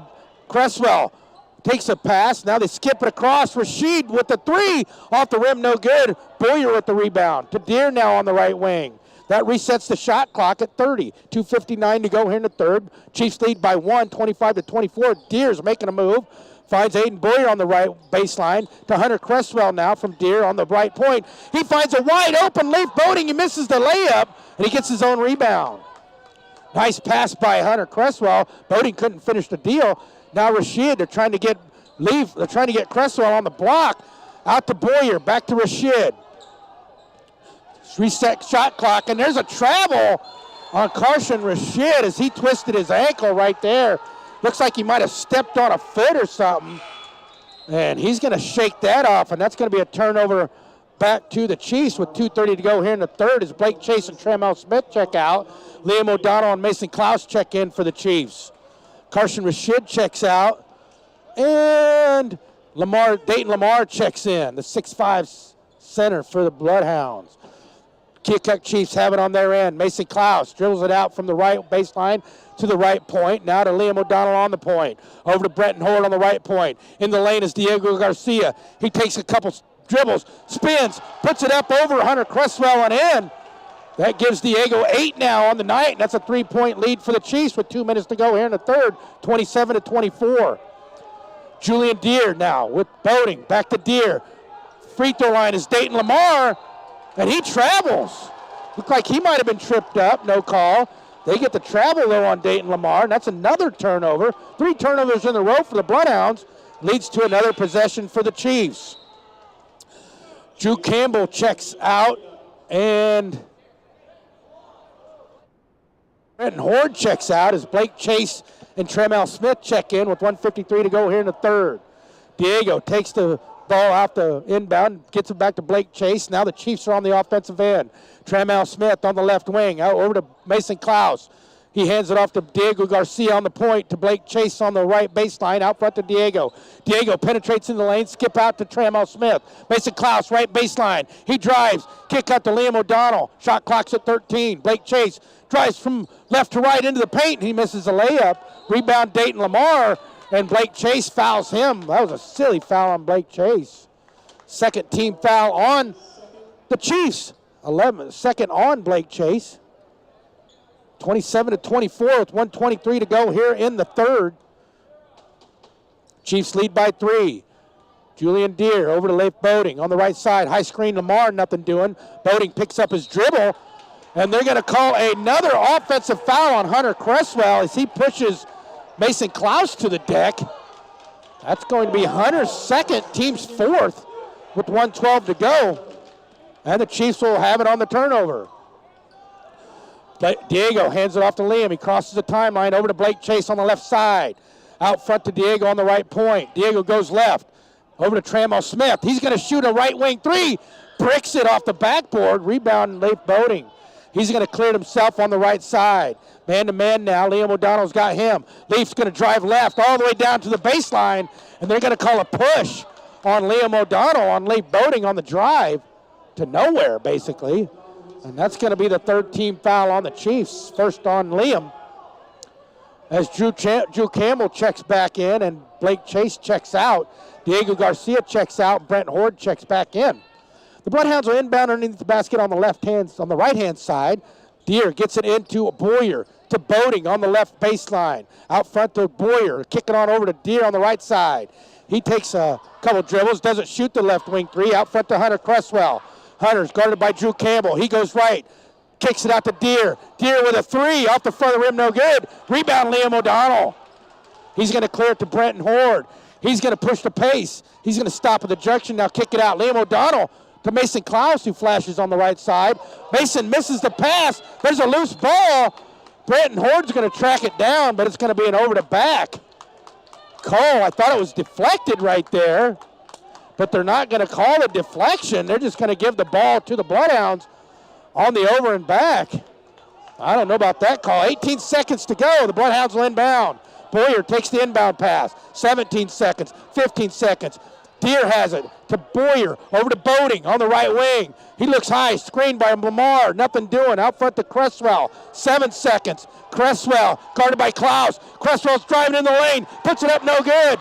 Rebound by Brenton Horde, and his last-ditch attempt at the buzzer is no good. And the Chiefs hold a slim 27-24 lead after 3. What a game this is turning out to be as both coaches have issues with the referee. And you're listening to Keokuk Chiefs basketball on 93.3 FM, 1310 AM, KOKX. It shouldn't take a storm of immense proportions to find out who you can count on. It shouldn't take a 4-foot diameter tree in your kitchen to find out who you can trust. It shouldn't take the worst to bring out our best, but sometimes it does, and that's the silver lining. Please, Donovan. To find out more about West Bend Mutual Insurance and the silver lining, contact LJ Insurance in Keokuk and Fort Madison at 319-524-4223. Rockhorn Insurance is Keokuk's premier independent insurance agency. Offering home, life, auto, and business insurance, Ryan and his team care about their hometown and have been serving the Keokuk area. Yeah, I don't know about those. As an independent agent, Roughcorn Insurance I had an aunt that had it happen, and it worked for her, but available for you. Call Ryan today at 9-524-3640 or visit him on the web at roughcorninsurance.com. Roughcorn Insurance, serving Iowa, Illinois, and Missouri since 2003. Hey, all right, we're back at Wright Fieldhouse. This is the ending. The fourth quarter is back in action. The Chiefs will have it to start the fourth quarter. They're up 3, 24-27, as the Bloodhounds are in a 2-3. Brenton Horde, baseline three, in and out. Rebound, loose. Blake Chase picks it up, and he's promptly fouled by Hunter Cresswell. He picks up 2 quick ones in the matter of minutes. Gives him 3 on the night. As the Chiefs got that offensive rebound, Blake Chase did a nice job of slicing in the lane to get that. The inbound goes to Brenton Horde. Over to Chevy Barnes, who checked in. 2-3 by the Bloodhounds. To Drew Campbell on the left wing. Drew's pass to Blake Chase was bad, and it goes all under his legs and out of bounds. And that's a frustrating turnover if you're Coach Zach Summers right there. That gives the ball back into the hands to the Bloodhounds. They're down 3, 27-21 to your Chiefs as Julian Deere initiates the offense. To Boyer, to Deere, to Boating. Boating back out front to Deere. They get it on the free throw line to Lamar. Back to Boating for 3. It's in and out. Rebound, Hunter Cresswell puts it up and in, and he's going to draw the foul. Boy, I tell you what. There's a lot of animation right there by Hunter Cresswell as he gets the hoop and the arm. Chance for him to tie it up as Diego Garcia is going to check in for Chevy Barnes. Carson Rashid's going to check in for Julian Deere. So for the Bloodhounds, it's Lamar, Boating, Cresswell, Rashid, and Boyer. For the Chiefs, it's O'Donnell, Horde, Campbell, Chase, and Garcia. Cresswell's free throw is rattles home. That gives Cresswell 11. He leads the Bloodhounds on the night. We're all tied up at 27 as Brenton Horde crosses the timeline. To Diego. Over the right side is Liam O'Donnell. He drives all the way out to the point, gives it to Diego on the junction on the right side. Diego takes it into the lane, puts up a layup, misses it. Wanted a foul, no call. Rebound Bloodhounds. Rashid clears it across the timeline on the left side. Goes to the right, over to Leif Boating on the right wing. Guarded man-to-man by Brenton Horde. High screen by Lamar. Blake Chase picks up Boating. He picks up his dribble. Now they get it on the block to Lamar. He's going to bulldoze his way in, put it up and in. Not much Brenton Horde could do about that, as Lamar has a couple inches on him, as it's a 2-point Bloodhound lead. Now Diego Garcia on the right wing. He's trying to get it down to Blake Chase. Liam O'Donnell, baseline three, off the front of the rim, no good. Rebound, Aiden Boyer. Aiden clears it to Rashid. Rashid crosses the timeline on the right. Bloodhounds on a 5-0 run. Leif Boating, guarded by Blake Chase. Looking for a high screen by Hunter Cresswell. They get it over to Boyer. Boyer passes it to Rashid. Rashid drives off 2 screens, picks up his dribble on the right point, left point to Lamar. Over on is now Boyer, skip pass from the baseline to Rashid on the left side. That resets the defense for the Chiefs. Rashid going to the left, hands off to Boyer. He shoots a 3 at the buzzer, and it's all swish for Aiden Boyer, and that cruises the lead to 5 for the Bloodhounds, 32-27. 5:54 to go. Chiefs have it on their end. Come on, Blake. Over to Brenton Horde. Chiefs need a bucket as the Bloodhounds are in a string them out 2-3 matchup. Blake Chase tracks down the loose ball to Brenton Horde on the baseline right side. Out front to Blake Chase. Liam O'Donnell, they get it into the paint to Garcia. He pump fakes Lamar, misses the deuce. Rebound Lamar. The Chiefs have went stone cold here in this fourth quarter. They need to pick it up on the defensive end. Rashid to Leif Boating. He drives right baseline. He's going to take it all the way to the rack, and he's going to draw the foul.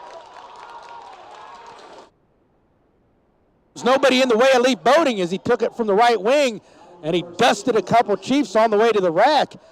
Unfortunately, he was fouled. He's going to go to the line for 2. He's going to try to up the lead for the Bloodhounds. Leif's first one is up and good.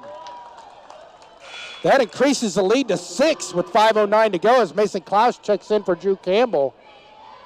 Chiefs are going stone cold from the perimeter right now, and it's an issue. Leif Boating, second attempt, trying to make it a 7-point game. It's up and around and in.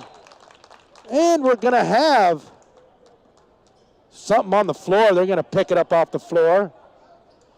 A little break in the action right there. The Chiefs are going to have it on the inbound. They are down now. A nice run by the Bloodhounds, if you're a Bloodhound fan, to increase the lead to 7 to start this fourth quarter. Bloodhounds have been on a 10-0 run to start this fourth quarter as Brenton Horde has it. Blake Chase on the left side, out front to Brenton Horde. To the free throw line, to Liam, out front to Blake, to Diego. Diego, left wing 3, bang, bang, bang! Diego Garcia for 3. He has 11. It's a 4-point Bloodhound lead. Rashid to Boating. Back out front to Rashid to Boating. On the right side. High screen Lamar. Nothing doing. Boating to Rashid. To Boyer on the left wing. Out front to Rashid. Over to Boating on the right side. Boating takes a couple dribbles. Gets it out front to Rashid. 2-3 zone. Matchup style for the Chiefs on the half-court zone. Rashid has it. High screen Boyer. Now Rashid on the left side. He keeps his dribble. Skip past Boating. Baseline drive. Puts it up. And we're going to call the foul and the harm as Mason Klaus tried to draw the charge. They're going to call a block on the Chiefs. And Boating's going to go to the line for an and 1. Everybody thought it was a charge. Couldn't believe it if you're a Chiefs fan. And we're going to have a 30-second timeout. Ryan Wilson's trying to get it, and he does as Leif Boating gets ready to go to the line to finish off an and 1. It's 34-30 in the fourth quarter. You're listening to Chiefs basketball on the talk of the town, KOKX. staple of Keokuk is your locally family-owned refuse and hauling service. 30 seconds, please, Donovan. In 74, service is what they sell. Not only commercial and industrial services, but residential as well. Warm weather means purging, and Cole Morgan's Hauling makes it easy to get rid of those unwanted items. Reliable, friendly, experienced service is what Cole Morgan Hauling is all about. To learn more, follow them on Facebook or give Cole Morgan's Hauling a call today at 319-524-1674. Oh, yeah, after the timeout, Leaf Boating will step to the line to finish off an and one. He just made 2 in a row from the free throw stripe. The one attempt is in, nothing but net. That increases the lead to 7, 37-30, with 4:17 to go in the fourth. Bloodhounds come out with a three-quarter court 1-2-2 trap press. Liam O'Donnell crosses the timeline with it to Horde, to Blake Chase, to Mason Klaus. Baseline three, off the front of the rim, rebound Cresswell. He hands it off to Rashid. Rashid's going to walk it across the timeline in the middle to Leif Boating on the right side. They're trying to get it down. They're going to run a little offense. Boating tries to get the screen and roll to Lamar. Nothing doing. Now he has the ball. He's going to get it down on the baseline to Lamar. And Lamar's going to bulldoze into Liam O'Donnell. And O'Donnell's going to draw the charge on Dayton Lamar. And that's going to be the 15th foul on the Bloodhounds. That's going to turn the ball back over to the Chiefs as Drew Campbell checks in for Mason Klaus. Diego Garcia will inbound, 3:48 to go in the fourth. Bloodhounds up by 7 to your Chiefs, 30-37. Brenton Horde crosses the timeline off the pass from Liam O'Donnell. Now Diego Garcia out to Brenton Horde with the three. It rattles around and in. Bang, bang, bang, Brenton Horde for three. It looked like it was going to pop out, but it rattled home with 3:31 to go. It cuts the lead to 4, 37-33. And the Chiefs are going to take a quick timeout. You're listening to Chiefs basketball on the talk of the town, KOKX. Keokuk Chiropractic and Sports Injury Center has been awarded the best DM chiropractor in Lee County. At Keokuk Chiropractic and Sports Injury Center, Dr. Walter and his staff are committed to bringing you the concerned and individual attention you deserve. Let Dr. Walter and his staff put their award-winning service to work for you. Keokuk Chiropractic and Sports Injury Center, located at 924 Main in Keokuk, call 524-0905. Proud sponsor of the Keokuk Chiefs Player of the Game. Don't be shy. Come talk with us about joining our family at River Hills Village. We're looking for compassionate RNs, LPNs, and CNAs. River Hills Village has new starting wages, shift differential, flexible scheduling, as well as tuition assistance, paid training, holiday pay, 401k plan, and paid time off. Apply online at riverhillsvillage.com. River Hills Village Retirement Community in Keokuk is an equal opportunity employer. River Hills Village.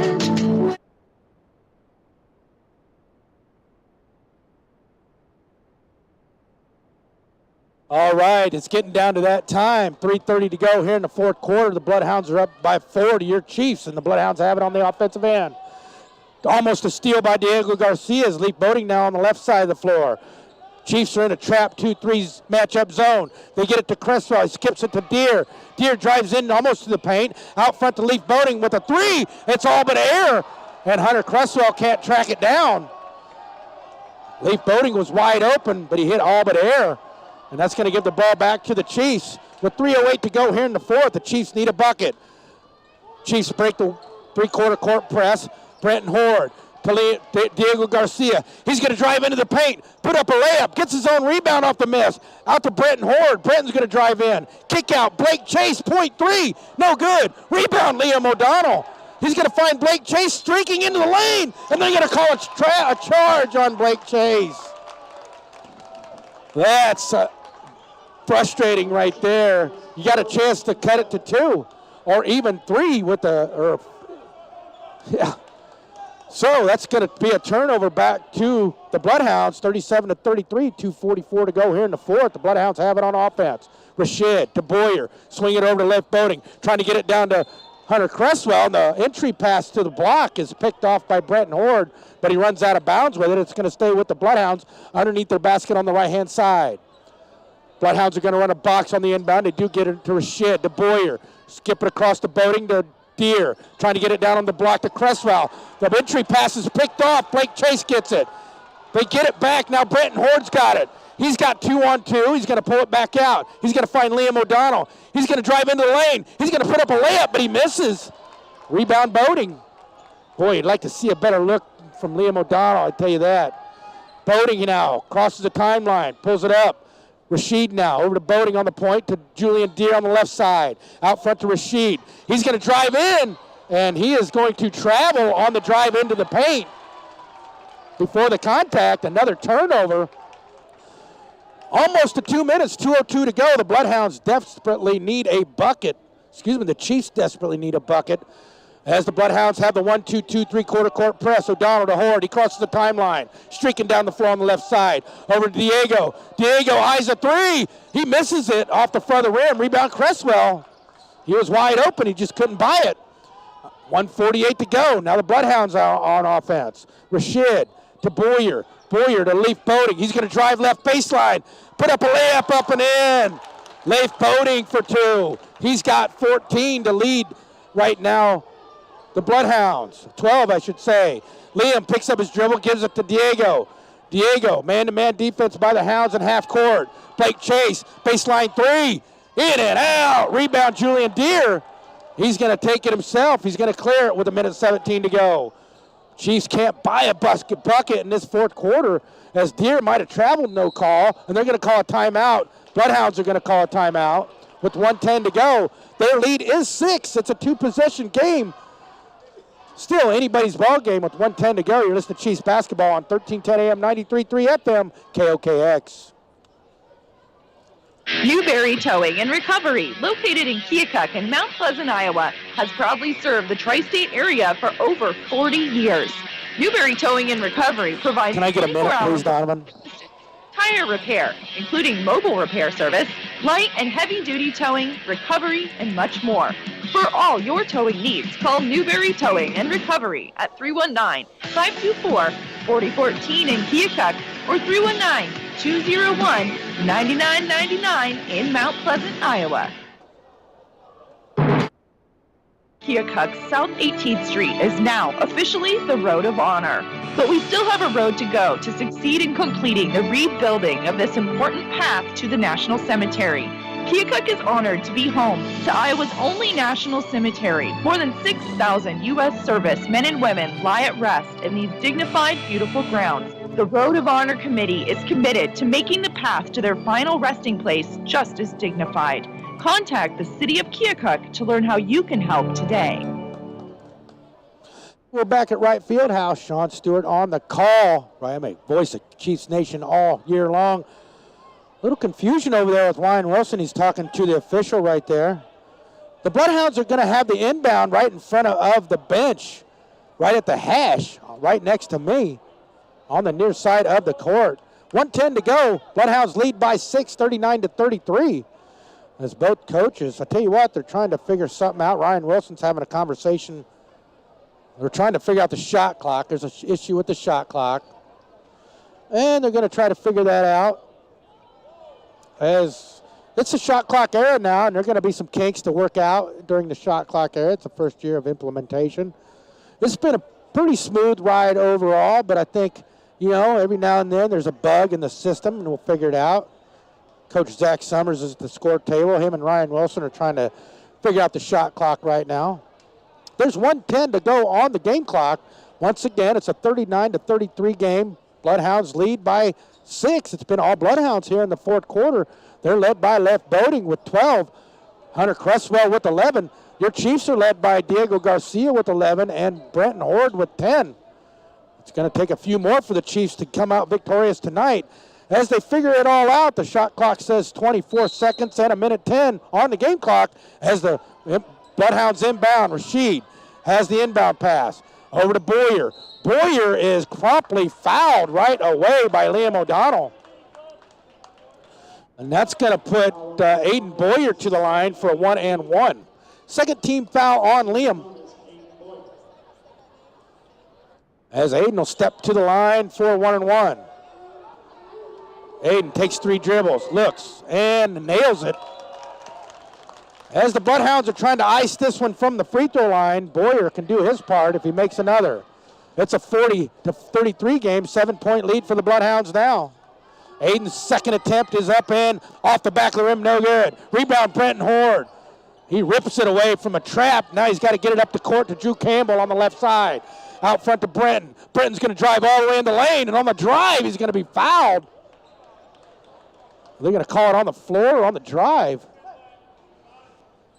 Foul is on Leif Boating. His second, team 6, they're going to call it on the shot. Brenton Horton's going to go to the line, try to get 2 points with the shot, with the clock not running. That's always a benefit here late in the game. Brenton's first one is short. That's frustrating. It's a 54.4 seconds to go. Brenton Horton's second, trying to make it a 6-point game, and he does.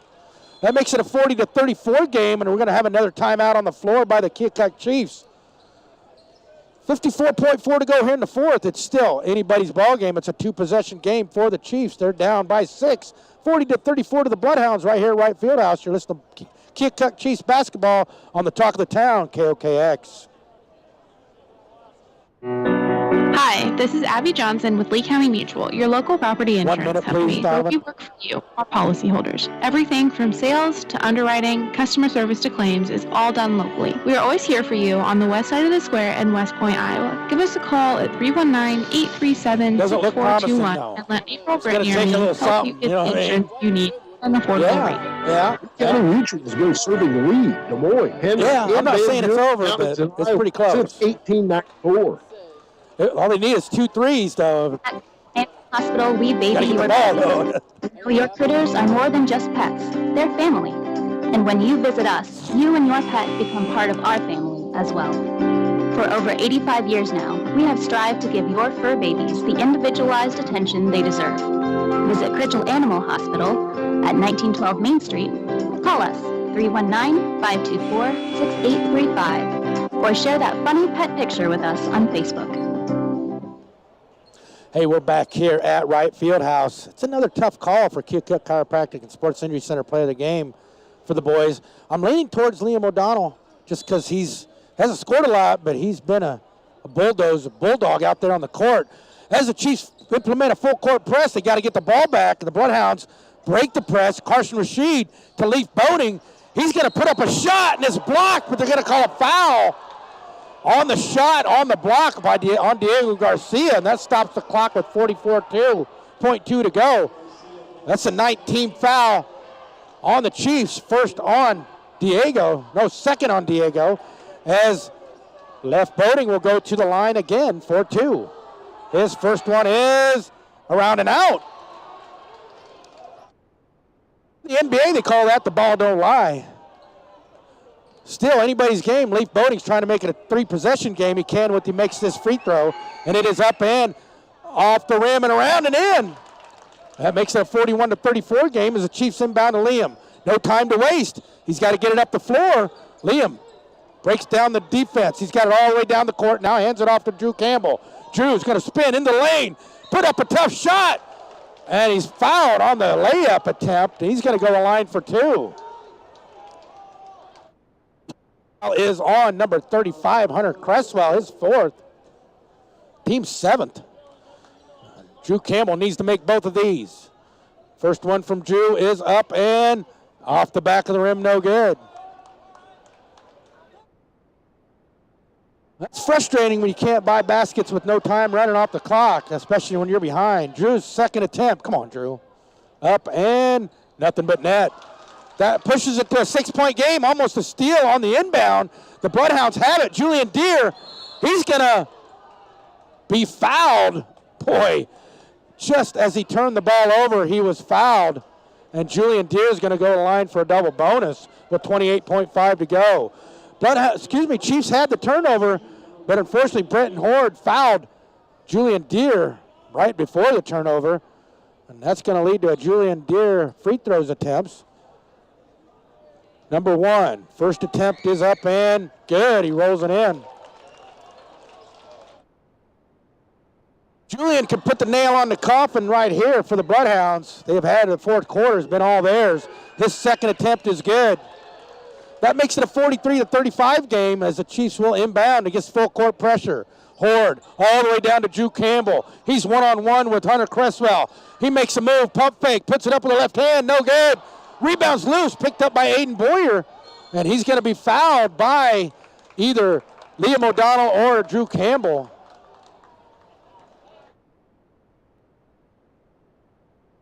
That's going to make the slow walk for the Bloodhounds back to the free throw line with 19.1 to go. Looks like it's all but elementary as the Bloodhounds are going to pick up their first win of the year against the Chiefs. The Chiefs will fall 1-1 on the week. And it's in and out for Aiden with 19.1 to go. Foul is on Liam, his third. Team's 10th. Aiden's second attempt, trying to make it a 9-point game, is up and good. Inbound, 19.1 to go. They do inbound to Blake Chase. Blake's got to get it up the floor to Liam. Liam to Blake. Blake's going to put up a quick three. In and out and in. Blake Chase nails the three. That stops the clock with 11.1 to go. It's back to a 6-point game. Blake's first three of the game. And that's going to lead to a timeout by the Chiefs. You're listening to Chiefs basketball on 93.3 FM, 1310 AM, KOKX. Come experience the best eye care from the friendly 30 seconds, professional please, staff Donovan, at 30. R.J. Greenfield, a certified therapeutic optometrist who specializes in contact lenses, eye disease, and glaucoma. Dr. R.J. Greenfield's office works closely with eyewear representatives to provide the latest and greatest in both fashion and technology. So stop in and browse frames at 3341 Main in Keokuk, or to schedule an exam, call 319-524-3892. Dr. R.J. Greenfield, focusing your eye care on your lifestyle. Hey, we're back here at Wright Fieldhouse. We're going to finish off this fourth quarter. The Bloodhounds lead by 6, 44-38, and they'll try to inbound against the full court pressure of the Chiefs. Chiefs need a turnover in the worst way, that's for sure. The Bloodhounds look to inbound. Boyer still looking to inbound. He gets it inbound. There's a loose ball, and it's going to be a jump ball. And it's going to stay with the Bloodhounds on the alternate possession with 9.8 to go. Boyer will inbound underneath the basket on the right side. He can't move now. 9.8 to go. Chiefs again with the full court pressure. Boyer's looking. They get it into Rashid, and he's promptly fouled by Liam O'Donnell with 8.8 to go. And Rashid will walk down to the other end of the floor to shoot a couple free throws with 8.8 to go. Bloodhounds up 44-38. It's going to take a Keokuk miracle to pull this one out with 8.8 to go. It's all started if Carson Rashid's got to miss both of these free throws.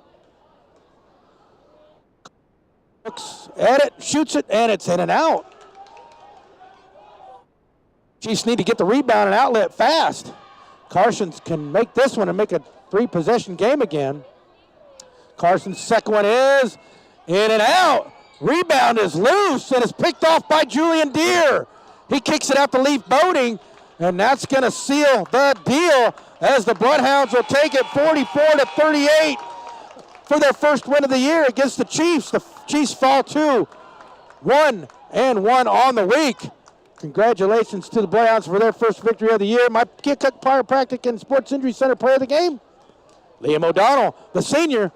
Not because he scored a lot, just because he was kind of their glue guy on this game.